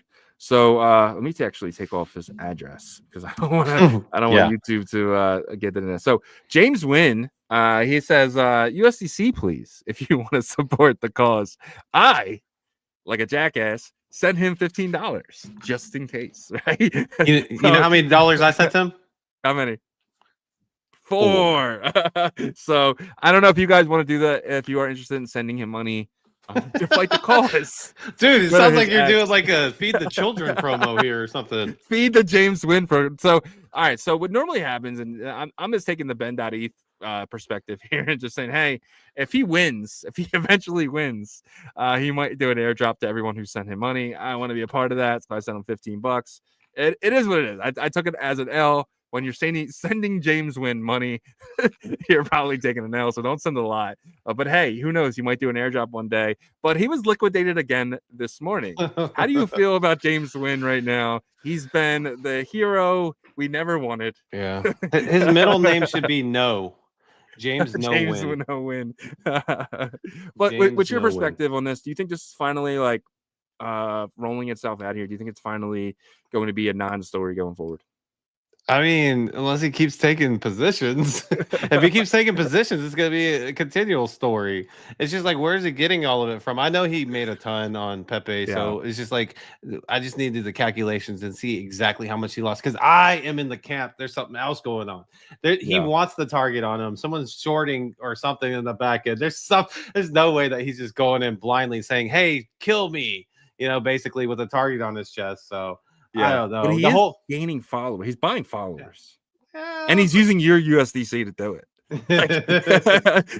People have given him over $1 million. That is so crazy. That's the thing that like it just shows kind of also, look, I think there's a little greed to that. And I gave $4, so I'm a part of that, right? But but it's like people in their mind, they're like, oh, he's gonna give me something. Oh, like I wonder what the biggest donation was. Honestly, like seriously. Like it's the fear of missing out, right? You don't want to miss out on anything. He literally said that he would give you 1-to-1 back. He said on there 1:1 back. So to me, I'm expecting $4. If he doesn't, I'm suing him. You're suing because he posted his wallet and you sent him money. I don't know. It's been fun. It's been a fun ride watching him go from 4 million to 100 million back down to 0. The funny thing is, we back didn't down watch to him a go negative, 100 asking million. for more. We didn't watch it. We've been only watching the Blues. So it's like everybody in the background is like, yeah, James Wynn, like this journey's been awesome. Like you haven't been watching him. The only time we've been watching him is when he's been getting liquidated. So it's kind of like, interesting. Why is everybody? People want to see people lose. We technically did watch him. Remember, we were talking before about this WoW who's basically buying before Trump and stuff. That was him. That was him. Okay. So we just didn't know the name James Wynn, but we were definitely covering it. We just didn't put the 1 and 2 together. But he was like longing Bitcoin with 40x leverage, and then he get lucky because Trump came in with an announcement, and he would just shoot up. That's kind of how he did it. People were thinking he was the insider. His wallet was actually labeled the insider, but he wasn't. Well, from our understanding, but he was just getting really lucky. True. I just think there's more to the story, but we'll never know, I guess. Never know. All right, the final thing here before we get into our next segment is Maryland Chained. We've teamed up with World LibertyFi for the USD1 BNB chain liquidity drive. They're actually now, if you go there, you can actually go see one of the pools on PancakeSwap. And we just learned that PancakeSwap is the #1 DEX, not just on BNB, but in all of crypto. They are #1 in volume. And then #2 is Uniswap, followed by Solana, was it Radium? All right, so BNB chain is something that I wasn't expecting to be one of the winners in this bull run coming up, and it's looking like they are, and it's looking like USD1 has chosen them as well to be the #1 place to trade USD1. But you're seeing all these pairs, Maryland Chain included, actually put pools together with USD1. But it's pretty interesting. Shout out to Maryland Chain. Yeah, this is another headline, right, that they've been dropping. So I think this is a smart strategic move, and they've been making a lot of those lately. Yeah, ton of strategic moves by them. But let's kind of jump into our next segment here. So every Wednesday at 12:30, we have our good friends over at Sats Terminal join us. Sats Terminal is building the #1 place for you to go and buy runes, to buy Alkanes. We already talked about Alkanes. We talked about runes today. But if you're going to go buy them, the best place, in my opinion, to do so is Sats Terminal, because you're earning these things called Amber Points. And these guys haven't really explained what Amber Points are yet, but to me, they remind me of what Magic Eden had with the diamonds. So I know personally, because my airdrop was like $70,000 of Magic Eden. So at the tippy top, right? So I'm actually accumulating these Amber Points like they are diamonds. I'm not saying they're going to be. It's just kind of what I'm thinking personally about what they're going to be. Really excited for Sats Terminal as well, because being an aggregator, you know, if you don't know what an aggregator is, think 1inch, right? What 1inch does is they find you the best price on Ethereum. Well, Sats Terminal wants to be that for the Bitcoin layer 1 ecosystem, to find you the cheapest place, whether that's Magic Eden, whether that's DotSwap, whether that's Runes Decks, and everything else that comes along. They're going to aggregate probably everywhere for you to make sure that you're getting the cheapest place to buy what you're trying to buy, whether that's runes or Alkanes. Highly recommend you at least checking out Sats Terminal and at least looking at the price before you go anywhere else, because that is how you're going to get the cheapest prices. And I know we don't like to overbuy. I don't like to overbuy, but overpay. Sorry. There it is. Well, I don't know anybody. I overbuy all the time. But. Yeah, I was about to say, I know you. No, I'm just kidding. But yeah, and also it's the most liquid, that you're going to be able to find as well. But we actually have a QR code that we're going to present. So if you guys are on your mobile, you can go directly by putting your camera on and scanning that QR code, and it takes you directly to satsterminal.com, and you can swap. And once you connect your wallet there, you get that instant, for the first time, the 1,000 Amber points there. But let's bring Psyop up as our sorry Cyclops up for from Sats Terminal. Let's do it, man. Cyclops, welcome back to OnChain Revolution. Thank you so much for being here, sir. Oh, you're on mute. Hey, how's it going? It's going well, man. You guys have been super busy. Obviously, you guys were there in Vegas for the conference, the Bitcoin conference. Could you get a little bit into what that experience was like, with you, and then also Sats Terminal in general, kind of, I guess, being integrated with all these other builders that you guys already partnered with, and some new ones too, possibly? Yeah, so it was actually my first crypto conference ever going. And so I was like, it's kind of let down, because I was like, oh yeah, man, it's like I watch Silicon Valley a lot, so I was like, oh man, I love that show. I think we're losing freezing up a little bit there, Cyclops. Yeah, I think we might have lost them. Back. Yeah. Is he back? No. He's down there. There he is. Okay, are you back? Oh no. All right, he's fixing it. And he's gone. Yep. But let's check out Sats Terminal while we wait here. So if you go to Sats Terminal or click the QR code, let's bring him back up. There he is. Oh, how is that? Yeah, sorry, I just reloaded the whole page. Yeah, so I was like a little bit let down, because I was like, I saw like Silicon Valley, and I was like, oh yeah, man, like, because I think we're getting a bad connection from you. Everybody's always joking. Yeah. About like Asperger's online. Oh gotcha. Man. Okay, let me try. Connection's rough. Give me like 5 minutes. I'll go to my other computer. Okay, sounds good. Yeah. We'll do a quick tutorial on Sats Terminal real quick. So, all right, let's take a look at what they are actually building over there, just in case you guys are not aware of it. So, this is satsterminal.com. app.satsterminal.com, and it just kind of brings you to where you're at. They do have this awesome rewards tab to kind of show you. Right now I have 9,647 Amber. I've been working trading here. I've been working, dude, but I'm only ranked 104. So you would think that, like, I would be a lot higher, to work, but I gotta start grinding, bro. But you guys can easily get some points here and actually catch up to me if you wanted to, because you get a welcome bonus of 1,000. So boom, you're on the board, just opening a wallet. Highly recommend you doing multiple. That's just my opinion. And that might not stay forever, right? No, it's actually going away, I think, anyway. I can't imagine they're gonna keep that forever. So definitely do that as soon as possible. Join Stats Terminal server on Discord. Dog Quest. Like, comment, and repost this post. So it's going to take you to a post. You just got to like, comment it.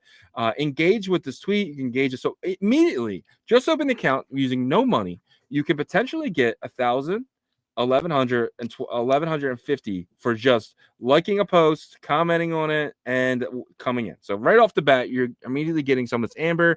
And then following up, you guys can refer a friend, tell your buddy, yo, do this. It's free Amber, which who knows what could actually be in the future. So you want to do that. And and there's a whole bunch of other stuff too. So this was everything I completed. I linked my Twitter, got 250. I followed Stats Terminal, I got 50. So it's actually really first trade, you get another 1,000. So highly recommend. And I think, guys, like these points, the way they are, not going to last forever. I'm pretty sure that, like, you know, it's going to be like 100 to do your Twitter in the future. It's going to be like it's going to be less and less for every activity, because Amber points, it's kind of like how Bitcoin was, right? In the beginning, you're getting 50 Bitcoin a block, and then now you're getting 3.25 or 3.15. So I think it's going to get less and less as they get closer and closer to their event here. Yeah. But what stands out to you when you're using Stats Terminal? Okay, so it's really cool that they have like the runes that are trending at the top. So it's kind of like that deck screener a little bit that gets rolled in there and it goes across. So those are the ones that have the highest volume, right? Also, you know, the fact that they, like I said, you know, because they aggregate from all these dexes that have liquidity pools, they're going to be able to find the most liquid, you know, versions of that token for you, right? So it's going to give you the best. That's going to give you the best price, you know, best rate. So that's another thing that sticks out to me. But we got Cyclops back. I think you're good now. Let's see. Cool. How's that? Perfect. Perfection. Awesome. Yeah. Cool. So I see the QR code. Which is awesome. Yeah, I want to ask you. I'm number 104 with 9,647 Amber. Am I doing good? I think so. Like we kind of just make this up as we go. Like I'm pretty sure. Like I think you're doing better than I am. I'm like, okay, I need to buy some more rooms. All I've been doing is buying dog. Like I don't sell nothing. I just buy dog. Like and Gizmo. I bought Gizmo in there as well, and I bought B, which is an Alkane. But like, besides that, I did all the quests. So that's another thing that I've been doing. So yeah. Well, let's kind of swing back to your story there, because you were talking about how, you know, you were a little disappointed because you used to watch Silicon Valley, which I love that show and that series is my favorite. But if you could kind of continue that conversation of your experience. Oh yeah, sure. So like you know, like you see it like Vitalik online, and you're like, oh man, it's gonna be like super Aspergery. Like I can't wait to like a lot of savants. Weird. Yeah, like it's gonna be like weird. I can't wait. And then you go there and like everyone's just like normal. So I was like, okay, all right, well, like everybody's cool, but it was just like normal. And I was like expecting like really like big characters and stuff, and gotcha. It's like so not the case. Everyone's pretty cool. So what about the kind of energy in terms of the Bitcoin ecosystem? Did you feel kind of like mid? Did you feel like the energy was high or maybe even low? Oh, I think it was incredibly high, because like you have like ordinals and like it just seems like it's like a modest thing, but like the trio parties were just insanely packed. Like ordinals had like a whole presence all throughout, like because there was the pups big balloon that was up there. The dog community is massive and like just does not let up. And so it's just like when you see that and then you walk into like the Tron thing, like I walk in there and it's like it's like this massive Justin's son was there by himself. No, just kidding. It was like this massive like club in like Caesar's Palace. So it was like, of course you had to do it in a bigger place than like the Venetian, right? And so you go there and there's like nobody there and Justin's son's face like everywhere. And like endless like drinks and stuff. And you're just like this is just why, you know, you're like, it's just like when you look at other eagles, it's just like, I think we're doing all right. Like, yeah, for sure. So it's like, it's just like and like, you know, when you just see the back room of like, when you just see where like, cause we have to talk to devs all the time. It's just when you just see all the builders, it's like, they're all like, everyone just is working their tails off. So it just looks like it's dead, but like, and you know, like when you talk to people in the Bitcoin ecosystem, they're like, oh my God, we're down. But like, if you look at any other ecosystem, I mean, I didn't know BSC like Pancake Swap was getting volume still, but like Number one, dude. really, Number one. I can't believe that.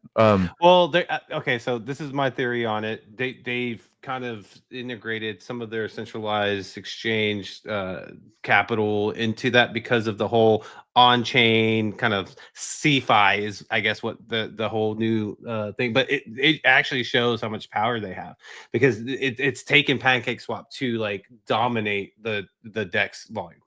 And so they've done some campaigns and stuff too. That's obviously like a little bit of speculation in there. I don't know how much of that is coming. Well, no, it's not speculation because it's the alpha tokens. So they have a new thing called alpha tokens where you can basically buy on Binance, and then in the back end they go to PancakeSwap and they buy it for you. So Binance is actually like you sign up, but so they're listing tokens without listing them, but they're doing everything for you. When you buy it, you're just getting the Binance experience. But in the back end, they don't have to actually get these tokens on, right?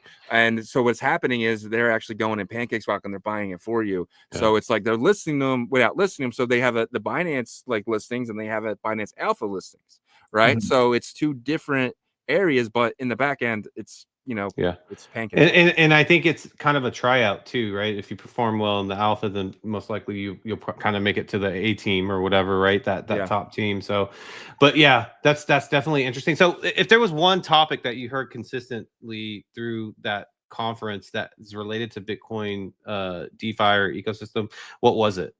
Because I heard a couple of things there, but I'm curious to what you. I think that everybody knows Bitcoin DeFi is coming. Like it's like you go to like the Sui event. It's like they all know Bitcoin. They're all talking about it. They're all talking about runes. They're all talking about like Bitcoin DeFi as a whole. They're almost like very much tied to half the Bitcoin projects like Stacks. Stacks has a huge presence. I like personally, we were just talking about with ICP, so we're like super bullish on that, and it's just, they're like quietly powering like half the ecosystem. Yeah.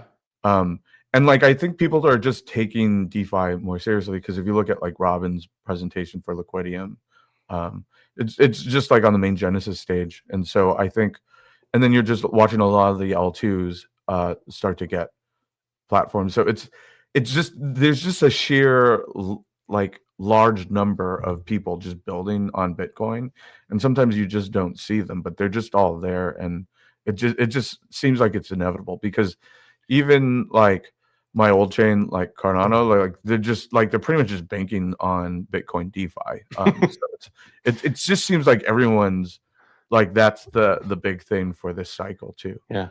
And there's only so many lifeboats. No, I'm just kidding. But like, like you're right though. There are some of these layer ones that are kind of like clinging onto Bitcoin here, because like, being relevant in this industry of a lot of L1s and a ton of L2s, it's like, what's your relevancy, right? And obviously, like, Cardano has their kind of narrative of being that proof of stake UTXO, and now the big narrative is we can help scale these Bitcoin layer 1 assets, right? Same thing with ICP. Near's coming out with that, and then the big one that I don't think people really expected too much, Sui, is starting to kind of bank big on this as well, right? You said you were there.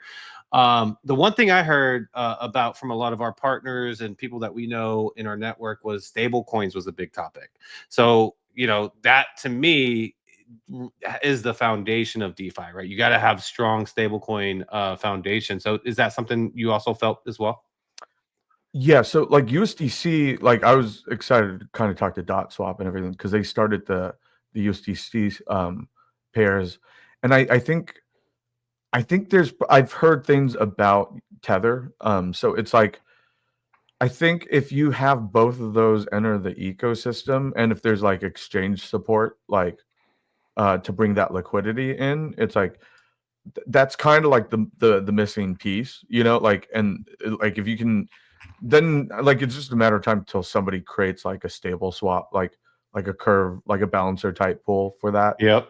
And then that just makes things like all the other stable coins like CDPs and stuff like Ducat, like then they have something to be pegged to. Like that's when I think, because that's what I like was missing in other ecosystems that I was in. And then like when I saw USDC enter Sui, it was like that's when like the price moved a lot on Sui. So it's like I just think like that's kind of like the missing piece that we need to just kind of stable out like some of the protocols. And like I'm super bullish on it, because just to be able to use like Bitcoin collateral for that, like I don't know, I'm like getting kind of excited because there's just so much like value that unlocks. Like I was even arguing with like a maxi because he was like, you know, runes are like shitters, blah blah blah, and and like I just showed like the mempool with like nothing in there. I was like, you don't have a choice. You know, like dude, oh man, I would have loved to be a fly on the wall there, because that is the biggest argument against what they say. Oh, okay, okay. It was on Twitter to Bugsy, so I was just like, you don't have a choice. Like, surprise, surprise, Bugsy. Yeah, and like he just didn't have an answer. And I was like, if you think that it's all gambling to be able to like realize the value of Bitcoin with like without like triggering taxable events, it's like that's not gambling. Like that's like practical use case. So it was just like he just didn't have an answer. So it was like, like I think it's just they don't really have a choice. One big thing though is what maxis do. Maxis do go from Bitcoin back to the dollar, and you guys at Sats Terminal actually give them an opportunity to not have to go to an exchange. They can come here with their Bitcoin and actually get, you know, Starknet USDC, which is, you know, Starknet is absolutely huge in the Ethereum world, and to get you know, they're bridged in USDC. This is good for maxis. I don't understand like their fight against this so hard. We're giving you an opportunity for you to stay off centralized exchanges. That's always been my argument, is like, okay, you can be mad all you want, but until you start showing charts that only show Bitcoin as the price, and like we can use it as a currency, like it's like all the charts that you're saying like are like with US, like it's the US dollar value. So it's like, I mean, you can hate it all you want, but like I can't go to the grocery store and buy stuff with Bitcoin. Like, and until that day, Costa Rica, it's getting there, but like, you know, it's just you can't do it on a mass scale yet. Like, well, that's their dream. The MetaMask card, you can, but you have to have wrap Bitcoin. So. Oh, come on, they don't want Bitcoin. That. They don't wrap want Bitcoin that. Is fine. That's my opinion. I know, but they don't want that. You know, their dream is for there to be 1 million Domino's Pizzas transactions directly with Bitcoin, and then they've reached Valhalla, and it has nothing to do with like Bitcoin's price. It's just like, see, it's money, and like, and that's how I feel about them. It's like, dude, like you guys. For how long you've been, Jack Dorsey included, I include him into this, like how long you've been fighting to make Bitcoin money the way you think it should be has been longer and more efforts and capital going into it than us trying to build an on-chain economy. And we did it in 1.5 years in 2023 with ordinals, and it's the best on-chain economy Bitcoin's ever had, not even close. Right, absolutely. Like I just like I think it's just because it's different, you know, it's changed, and then it's like new players. They don't have power. They don't have control over it. That's the thing. Yeah, like I think they don't like, but like they don't have a choice. Like I just don't see, like, because unless they can do something that's like filling up the mempool, which clearly that's not. It's like, I mean, how many cycles do you have until that all falls apart? Like it's an existential threat at that point. Exactly. And they just don't have an answer. Yep. It looks. I think we might have Stan down there. Oh, well, he said give him like a couple minutes. So he's doing something real quick. But so I want to ask you. So this, you know, in Las Vegas was kind of like the first time the entire Sats Terminal team was together, right? Could you kind of go over that experience of what's like to kind of meet these guys, for some of them for the first time, in person? It was like, it felt very seamless because we have so many video calls, and so it was like. I was like, oh, is it going to be like interesting? Because like I just haven't seen them before. And almost even everyone in Bitcoin, like who I met, it just felt like, oh, like not a big deal. Like, because, you know, like we're all like kind of just in our houses. And it feels like, okay, it's going to be weird going to like a social event, seeing all these folks. And it just like, I was just more shocked at like how like normal it was. And it was like, oh, okay. Yeah. But Stan Rashad, really, really cool people. Like, both funny. Like we were just joking around the whole time. Yeah, that's awesome whenever you can kind of just smoothly kind of mesh together in real life as well. But it looks like he said let me in for 5 minutes because I think he has a quick only 5 minutes left or something like that. Oh, well, he's not there. So. Yeah. unless that's the Gus. Show your face so we know you're there. No. So he was sitting there. He got up, but okay. he'll be back in a minute. He's probably just like, there he is. All right, let's bring him up. All right, let's do it. Hello, guys. Hey, Stan. The right intro. We got the CEO of Sats Terminal joining us. Stan, welcome to the show, buddy. Let's go. Let me change the name. Stan CEO. There it is. There it is. There you go. So Cyclops was just telling us that you guys met and it was a seamless kind of meeting, but like Vegas was, he said the energy was good. Yeah, I mean, so first of all, I just arrived 1 hour ago. And I wanted to join literally for 5 minutes to show you all of the loot I got from Vegas and trips. So, okay. Give me 1 second. Hold on, loot. Is he about to pull? He's about to pull out like hundreds or something. No, like I think he probably means merchandise, all the free merch. Because I hear a lot of people. You get any free stuff, Cyclops? Oh yeah. Because I was an OMB holder. Oh, you guys just closed the deal with Coke? No, I'm just kidding. That's our new partner. Then Draper's top 40 projects book. Oh, nice. Oh, man. Made the top 40. I love that. That's so cool. Tesla, with all his investments. But wait, there's that terminal in there. He was the first person to support Theranos. But what is also here, I'm not sure if you'll see that on camera, but I think that's very cool. Can't find it. Yeah, it's always tough live, right? And you find it all day long when you're not live, and then when you.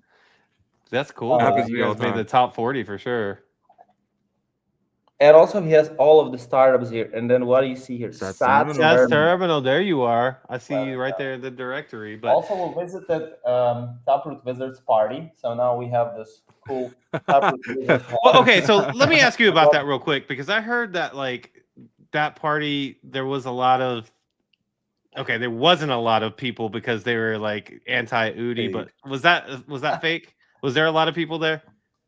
I mean, it was okay. Okay. Okay. That's fair. I think, so the thing is that I joined very early because I was like completely exhausted that day. It was like meeting after meeting since like 9 a.m. And I think we jumped in for like 5 minutes at 10:30 or 11. So it's not the time for a party. I bet like after midnight it was more packed. But oh yeah, for sure. We are going there to make business, so it's not it's not our thing. Yeah, and a lot of other stuff, also a lot of cool stuff. I was speaking and inscribing. Cyclops said it was not that bad. They gave me this amazing card with my PFP OMB. Yeah. Cool. Nice. Yeah, and overall it was great. We met a lot of people, met all of our partners.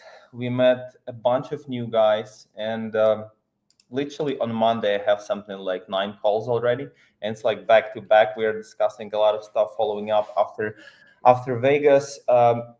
Been on a couple like really exclusive closed events like Nakamoto Fund event. They had a bunch of people. Second day they had Michael Saylor. They had a lot of businesses.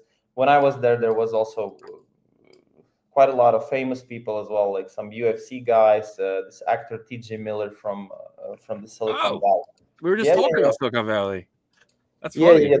There was quite a lot of people, and I can say that I also met some guys that are not really into Bitcoin. They're like more broader crypto, more on the investment side. And whenever we are telling them what we're building, they're like, "Wow, we need to chat right now. We need nice." to chat right now." Because like aside from the DEX aggregator, the swap that we have right now, we are also building a couple of other things. And I'm not sure what you've been discussing with Cyclops so far, but we can also stuff. Yeah. We actually haven't gotten into any of like the future features or anything like that yet. So yeah, I just have a question. So you guys closed your Series A, right? Potentially down the line, you guys are gonna be doing what is it? Pre-seed. Yeah. Pre-seed. So are you guys going into a Series A anytime soon? If I'm an investor and I'm watching this, like what's the best way to potentially for me to get involved? So you know how they say if you have a lot of interest towards your company, you're always raising. So we're always in the discussions, but The thing is that we believe that like our ambition is so much higher than what we have right now, and we have so many things already in progress, and we just need a little bit more time for testing, a little bit of time for product market fit strategy, and then we will start. I bet like if we would want to do something like 2 times higher valuation, we could already do that because we're making revenue. We have a bunch of partnerships. We are #1 Bitcoin aggregator in space, and I think we could go with that. But to be honest, I think there's so much more to that. And in the end of the day, as a startup, you don't want to, dilute yourself too much. Yeah. So you want to retain as much control of the company as possible, because that's the only way you will keep innovating and doing exactly things that you want. And I think so far we were doing great things, so we want to continue on this track, and then you have a big board, you have a lot of investors, they all have opinions, but it's becoming a little bit more tough.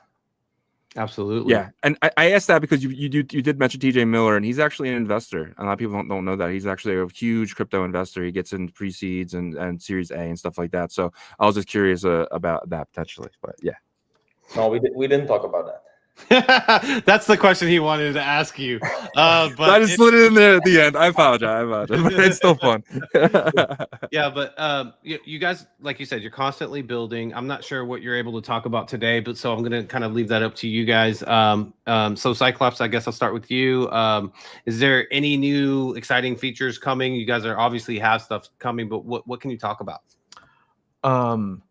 That's a good question. So Stan, could we mention some of the bridge? Just drop it like it's hot. Okay, yeah. So because I went over it with them the other day. Like, could we it's not our UI, but we have bridge functions. Like, can we share that screen, Stan? Yeah, I think why not? Let's show. Yeah, it's just because this is just make sure we don't show that link. Yeah, because this is just like the test net staging. Yeah, we're it's more like concept, we're gonna be functionality with concept, right? So it's not the exact UI, but yeah. Okay, so that so maybe F11 it so it can hide that link, and then we'll share it.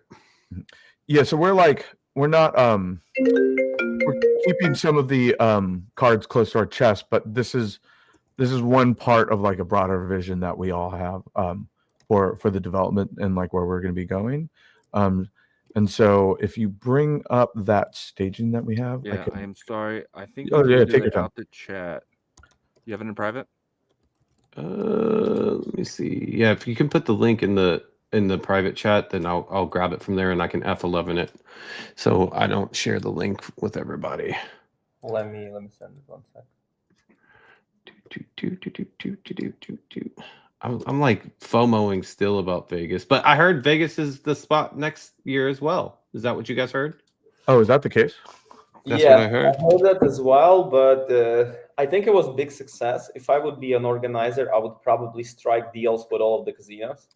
Because think about it, 100% of degens came to Vegas. Everyone was gambling. Oh yeah. Sometimes I'm going because all of the Vegas is connected through the casinos. You're going every time someone with the badge from conference, he's gambling. Okay, sure. that's the staging for bridge. Yep. So what are we looking at right now? If you break it down for us. So basically, if Bitcoin, like yields throughout the whole like crypto ecosystem through WBTC, which is one of the biggest things. So if you think about this in a larger vision, this is basically swap to get like basically an aggregation of all the bridges for Bitcoin to wrap Bitcoin. Gotcha. And other versions that exist. But you can also do it the other route, correct? Mm-hmm. So this is something that, I think a lot of people, whenever they look for like a bridge from Bitcoin layer 1 to the EVM world, it's typically like in a chain environment, but this seems to be kind of just straight up from like, does this go straight to Ethereum, right? Yeah. So if you connect your wallet, you can start seeing more stuff. So real quick, I get paid in USDC, right? So if I want to get, and I usually go into Bitcoin to buy runes, potentially I could just convert my USDC into wrap Bitcoin and then use your bridge, and I can have Bitcoin in my wallet. I believe so. Right, Sam? Yes, exactly. That's the idea. Yeah. I think wow, that would be so much easier.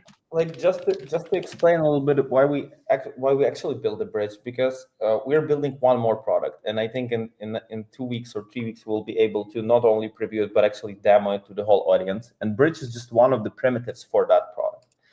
And what I see for the bridge, and after talking with some of the wallets, everyone needs reliable bridge from BTC to BTC, and a lot of like bigger companies are looking for decent integrations. And there are a couple of players on the market, but not really that much. So we thought, why not to build it?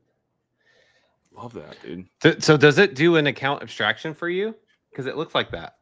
Meaning that, like, basically, it kind of generates like a Ethereum wallet for my Bitcoin wallet, or maybe it exists in Xverse.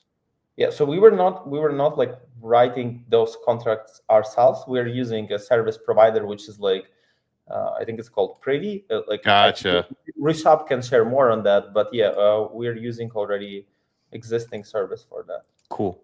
Yeah. So basically, that's what it's asking for is my regular Bitcoin. If I want to take it to Ethereum, and if I were to do vice versa, then it would bring up, you know, the Ethereum address that's associated with my Bitcoin address, as it's showing right here. So that's pretty cool, and I think this is needed for sure, especially with, look, we're still in this like infancy stage, I feel like, in terms of like our infrastructure, right? And you guys are a part of building that, and so this is just another part of that, right? So the bridge is awesome, but there's going to be multiple use cases for this, right? So it's obviously to, you know, possibly earn or something like that, right? So you guys are going to kind of be like the one-stop shop for that type of situation. Is that, do I have that correct? Yeah, 100%. Gotcha. You're just coming to SATS terminal because the idea is like, we are not like, you know, Rune's terminal or something, or Alkanes terminal. We want it to be like SATS, so you can go and you can do whatever other magical things you want to do with your Bitcoin to generate more SATS. And I think that's the main narrative. So if Bridge can help you, for example, to get I don't know, CBBTC or VBTC, and then you like borrow against that, or maybe you want to stake it somewhere, that just offers you more instruments, and that's what we want to give to users pretty much. Plus, from like business standpoint, you see that we're like probably once a month or twice a month we're announcing a big integration. So for us, like the business to business component is quite important. So Bridge SDK will be ready like literally in a week after the Bridge would be released, and we'll be offering that. SDK? Yeah. Wow. So this is a B2B product as well. Yeah, I mean, for us, I love that. Of course, we are like trying to focus on retail, and we want to do as much as possible for retail users. Like that's why we have Amber, by the way. So go swap, get more Amber. But business, it's important. It's important that we power other services with our technology. Yeah, I love that. Yep. And if you guys want to get Amber, all you got to do is scan this QR code right here, right next to Cyclops, and you guys can actually get there, and you get 1,000 Amber. And I don't think that Amber is going to last forever. That free 1,000. So you guys go and scan that as soon as possible to make sure you guys are locked in and get that. I mean, all you're doing is scanning it, logging in with your wallet, and you guys get that 1,000 Amber right there. It's QR code. Yep. And if you don't have a mobile, if you're not on a mobile right now, you can just go to satsterminal.com and log in with your wallet on your PC. And if it's your first time, you're not going to get 1,000 every time.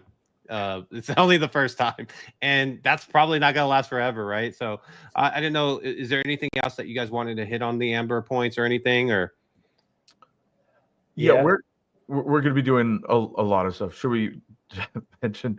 Like we have all these announcements coming all out. So you can hold on to those if you haven't announced them yet. But no, I guess. Okay. I think there's just like, you know, I'm usually the guy who's coming on the calls, and I'm like, oh, we have alpha, just let's share it. Yeah, we're launching a big campaign with our partners right now. I think it will go live in 2 days. It will be called Amber is Forever. So stay tuned for an amazing video from Cyclops. I love it 100%. Probably one of the best videos we created so far. Yeah, maybe you want to add more. I mean, should we just share it now? Because we are going to post it. But sure, let's drop it. All right, get that inside alpha right Dude, now. I love you guys, man. This is awesome. If you guys are missing this, if you guys don't stay around with the whole thing, you guys are making a huge mistake, because this is alpha on top of alpha right now. Okay, let me, because I'm on my other computer. If you can put the link in, we could. If you have a link to it, yeah. I can share it, and I can put the volume on it too. So while we wait, Stan, I'm curious of your thoughts on Dog. So Dog has just been a complete hack on X where you can just hashtag Dog and you immediately get 15 to 30 likes. I'm curious of your opinion and kind of what you're seeing in the back end of Sat's terminal. I posted the photo of this big inflatable dog, like probably 5-6 meters, huge dog. Oh, yeah. At our party, Bitcoin After Dark in Vegas on 27th. And all I had to say is just mega dog having party with dog guys. That's it. 200 comments, dog army is running. I think that's great. That's an amazing tool for the project because apparently it worked. Look at Kraken. That was definitely through social media, first of all. And like co-founder reposting, writing about dog.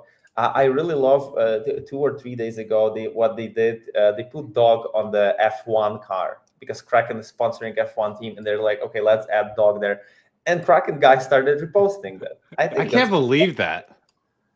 Well, it's because these guys, their whole, like the interns that work there, their whole goal was get engagement. Yeah. And if you can just hashtag Dog and say something funny, I mean, you get more engagement than you put anything else. So they're doing their job. I don't know if they're allowed to be doing it this way. But didn't they put the dog logo on the F1 car? Well, someone else did it, and I think they reposted it. Yeah. Gotcha. Okay. I was gonna say. Yeah, but dog is amazing. It's not your typical Solana meme where you can get drugged 99% in 1 second. That's it. Boom.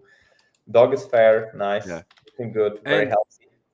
On top of that, it's on Bitcoin, and Solana is a bunch of Jeets, and it doesn't seem like Bitcoin is that way. That's no. I mean, also, like, we met all of the people, right? IRL. They're all the average age is slightly older than Solana. Solana guys is just bunch of kids trading meme coins. That's true. Bitcoin is, no matter who you talk with, like people, whether they support Dog or Pops or Billy, they're quite intelligent about Bitcoin. They know how the thing works. It's not That's like true. I ate $100,000 Dog or something. Okay. All right, here we go. The infamous Ricky. Right? Here we go. Ricky Raccoon. Here we go.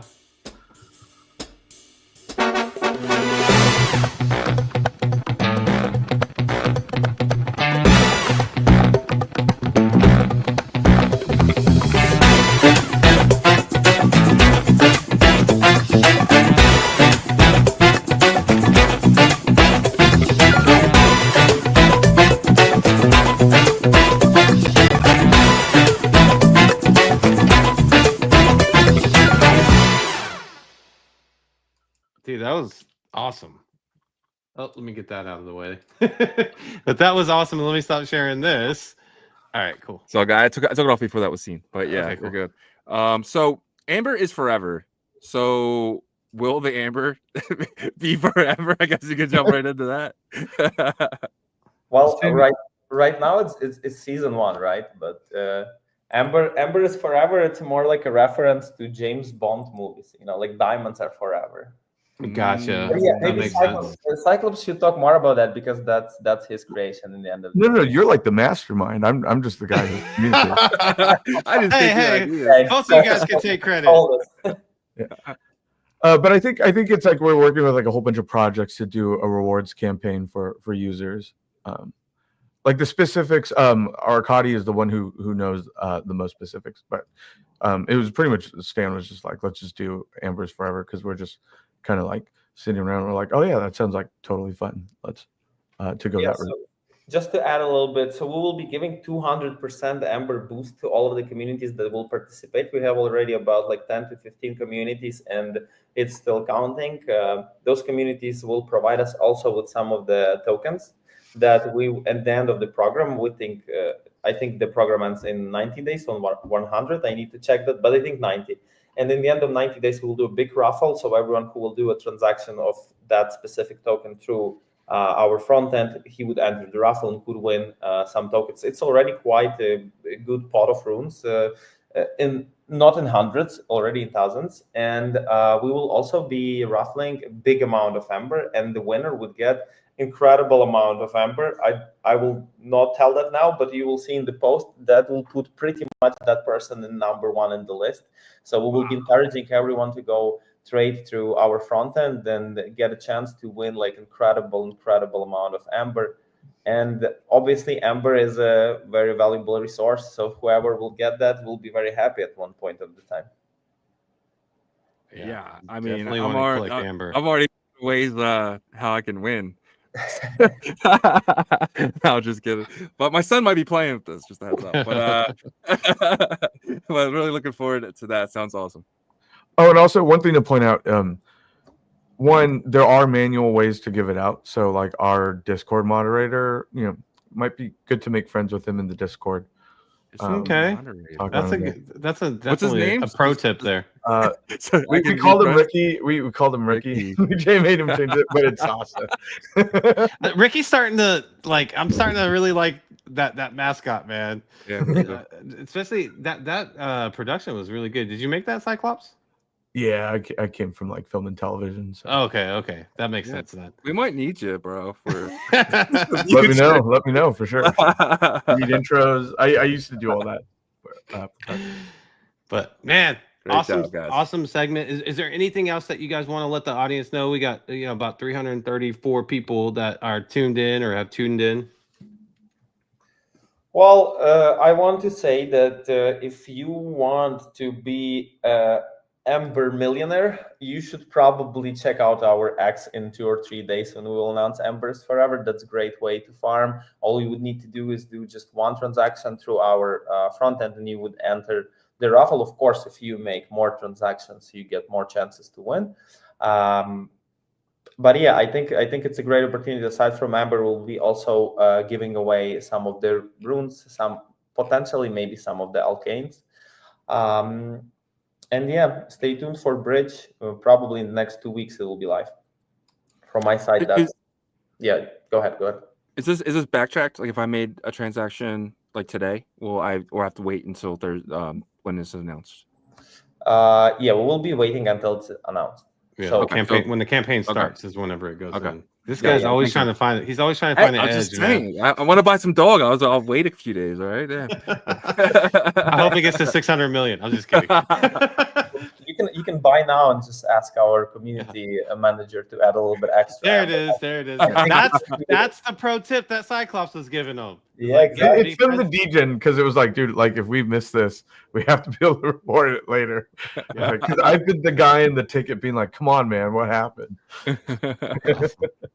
All right, guys. Well, man, this has been an amazing segment. Fun as always. And for the audience, you guys can catch the Sats Terminal guys every Wednesday. We have them on at 12:30 p.m. Eastern. And I know you guys are busy and you probably need to catch up on some sleep, Stan, but we appreciate you both joining us and we will talk to you both soon. Thank you, guys. Have a good one. Bye-bye. Right. Bye. And guys, go check out satsterminal.com. This is the amazing website here. Remember, check out the rewards. This is how you gotta go in there. Just refer a friend. I've knocked out so many already. I have 9,000 points, and I want to be an Amber millionaire. So I'm gonna keep trying. But first trade gets you 1,000, and just signing up gets you 1,000. Immediately get 2,000 Amber points. Go check that out, guys. But absolutely amazing episode today. 2 hours and 11 minutes, 334 people watching. That's just on YouTube and next, not to mention everyone on Twitch, Abstract, Rumble, and officially Kick starting this week. So shout out to all you guys, man, and Spotify later. Shout out to you guys as well. I know you guys be listening, but thank you guys so much. Yep, and I think that wraps it up, right? So we just want to say thank you as always. You guys are the reason why we are able to do this each and every day, and our partners are the second half of that. So if you could check them out, we would greatly appreciate it. We just talked to the Sats Terminal guys, but just as a reminder, they are the DEX aggregator swap for the entire Bitcoin ecosystem. They're going to aggregate from all the liquidity pools, so they're going to get you the most liquid tokens and the best prices and stuff like that. And also they have their point system, right? So why wouldn't you go to satsterminal.com, swap for Dog Go to the Moon, $1 Billion Cat, Magic Internet Money, all the top ones. You can see the trending ones at the top there. And they dug into the bridging and the word after that, staking. I'm excited to once those features are actually added to the platform there. But yeah, make sure you're checking them out. Doing everything you can to earn those Amber points is going to be key. And then also remember, you can refer a friend and you get 500 Amber points there as well. So visit SaaSterminal.com, swap on the DEX. If you're looking for Alkanes, you can do that there as well. Thank you guys for checking them out. And then BetBTC is the predictions marketplace for the Bitcoin ecosystem. They utilize ICP and Bitcoin technology for you guys to be able to place bets in their predictions markets. Right now, you can actually place a bet in their blitz markets, which you can choose between Bitcoin, Solana, and BNB. You get a 10-minute clock countdown to choose if you want to take that up or down at the price within there. I suggest kind of, getting that good price locked in there. Sometimes that takes waiting down to a minute, but then you get additional 10 minutes to see if you won or lost that market bet. But in the future, you're going to be able to create your own markets and earn up to 1.5% of the total volume of the people placing bets in your custom markets. And you can also refer a friend and earn 1% there. All these features are coming very soon. We actually have a testing group right now that are kind of finalizing some stuff there. So I think that group is closed now, right? No, we're still open. We can okay, add a couple more people if you're interested. A couple more slots. So if you're interested in kind of testing out these new features, let us know. DM us. We'll get you guys connected. So just make sure you're checking them out, guys. Check them out at betbtc.win. And then Emblem Vault, the interoperability tooling for the Bitcoin Layer 1 assets, more specifically ordinals. You're going to be able to jump your ordinals, your puppets, your node monks, your frogs from Bitcoin Layer 1 to Merlin Bitcoin Layer 2 to Abstract. I know Luca Nets really likes ordinals and wants them over there as well. So those markets could be hot once this is available, but you're going to be able to jump to Solana as well eventually. And the idea is you're going to be able to use their AI agent Hustle to help you do that once they add the Bitcoin tech stack into Hustle. But right now you can use Hustle to help you research and trade on Solana.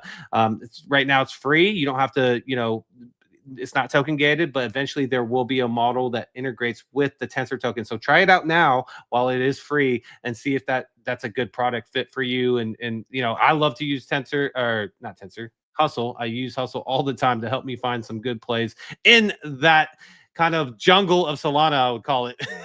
But and also, don't forget they have a Rune TGE in September that right now you can participate in a pre-sale. If you head over to OpenSea and you search Emblem Founder Vaults, then you can actually purchase a ERC 721. So it is an NFT format right now. But once you get to the September TGE, they will give you instructions on how to get those runes into your Bitcoin wallet. So if you head over to emblem.vision, you can dive into their docs, head over to their Discord, get connected with them. Great team over there. And then Artura.finance is the leverage and perps DEX of the Bitcoin ecosystem. This team has been building. I know they've been a little bit quiet, but you get to hear from them every Tuesday on our show. But they are going to be building a amazing UI and UX perps and leverage DEX for the Bitcoin ecosystem where you can trade Dog Go to the Moon. You can trade $1 Billion Cat synthetically with their synthetic tokens there. They're going to be launching on Bitcoin Hemi Layer 2, which is backed by Binance Labs, as well as Botonics, right? Botonics is gearing up for a big kind of co-marketing announcement with all of their projects. So be ready for that. If you don't want to trade leverage and you want to participate in their community somehow, you can add liquidity to their liquidity vaults. Head over to their Discord. They have like trader tips and they have channels for that. So they want their community to be educated before they start participating on the platform. But head over to Artura.finance, dive into their docs as well, and join their community too. And then Fluid Tokens, the UTXO wizard devs that started on Cardano, worked their way to Bitcoin. They're on both now, but they were the first to offer retail staking vaults. If you did stake your dog go to the moon, you can go claim it right now. And I suggest that you do that because you'll get your dog plus your rewards back in one transaction. They also have a awesome airdrop tool that you can use to airdrop runes to your entire community. If you are a founder of an ordinal community or ordinal project, or you etched a rune with an established community, you can head over to their Discord, ask them how to get a staking vault connected or to guide you through, using the airdrop tool. We actually created a video for it. So it's really simple. You can do it either by adding a CSV file or manually doing it. They make it really simple and easy. It's really efficient and it's low cost. So this team is constantly grinding out new features. Also on the Cardano side, they have their Aquarium platform ready. So you can earn Babel fees if you participate over there. Head over to fluidtokens.com to learn more today. And then Tokyo Wallet is building the ultimate multi-chain super wallet for the best UI and UX for all users here. You can use them for a Cardano or a Bitcoin, and an announcement is coming in the future for another environment. This team is constantly grinding out as well. They have partnered with SAS Terminal to allow you guys to swap for runes directly on their wallet. If you have an iPhone, you head over to the Apple App Store. If you have the Android, head over to the Google Play Store. Download the wallet, mess with it, play with it. Let us know if there's some features you want added to it. But it's really exciting what you can do there.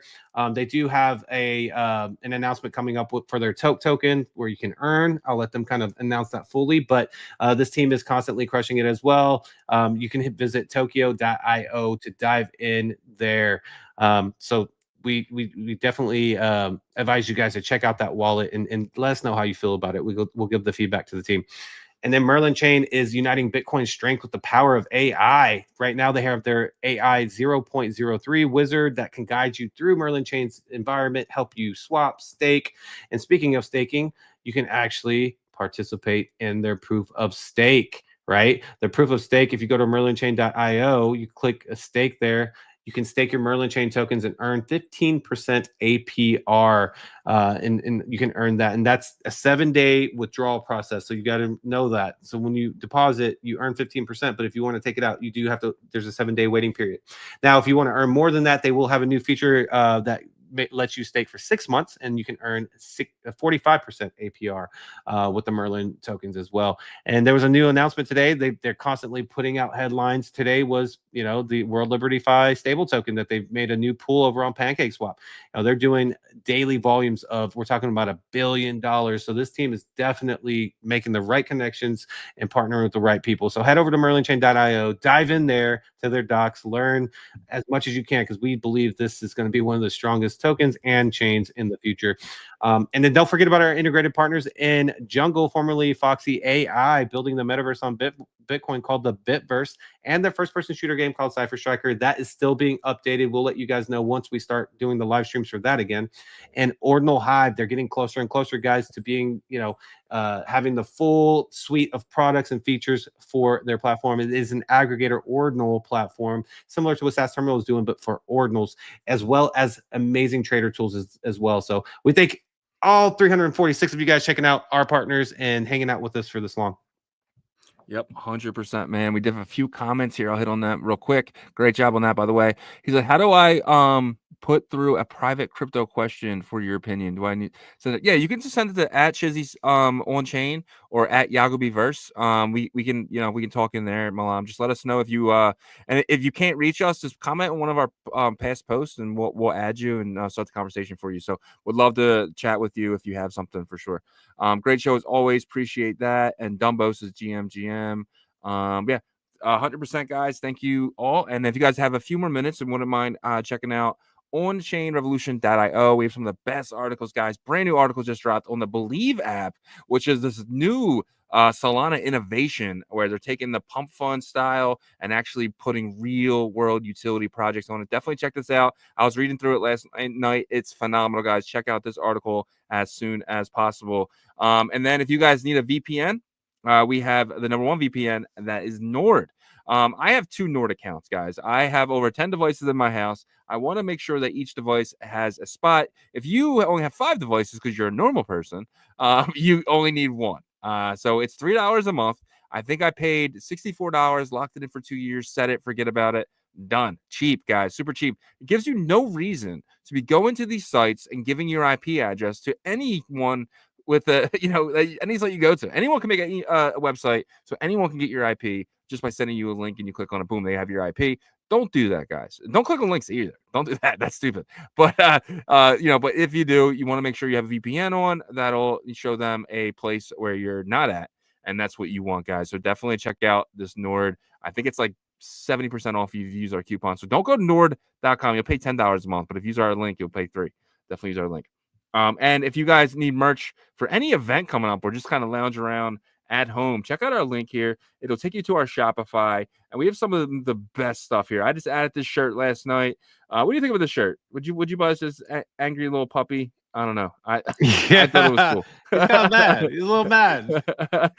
But I was gonna get the other one. And I was like, this thing's too cute. I don't want to walk around with a cute thing on my chest. I want to walk around a little Well, angry maybe, little dog. Hey, maybe you know, there's females that shop on our thing. Maybe they want the regular one. Well, they can get both. We have Yeah. both. We have both. Oh, okay. So you have the other one. Okay, cool. Yeah. So we have the other one as well. We have the original. But if you search through our merch, guys, we have some of the best stuff. Bitmap guys, I know a lot of you guys are Bitmap guys. Get your Bitmap stuff. We got Silk Road shirts now. We have Exit the System shirts. I'm going to be adding daily now. But we have some of the best stuff. This Dog on the Moon here, that one was cool. We go back to that it's on page 1 of the t-shirts. So if you did want a little cute guy, they have this one as well. A little cute dog on a little rocket ship there. But we have so much stuff, guys. If you're a part of the dog army, you should rock some merch and rock it left. You know, every shirt there has an Order Revolution symbol on the left side. So you got rock that OnChain Revolution style logo there. We got Shizzy, Yagobi. We got so much here, guys. We really appreciate you just kind of going to the site and just checking it out, just looking at the stuff. It just means the world to us. We appreciate every single one of you guys, man. And remember, we are live Monday through Friday, 11 a.m. Eastern, 10 a.m. Central, 8 a.m. Pacific, and 3 p.m. UTC. Check us out all week, guys. Until tomorrow. Peace.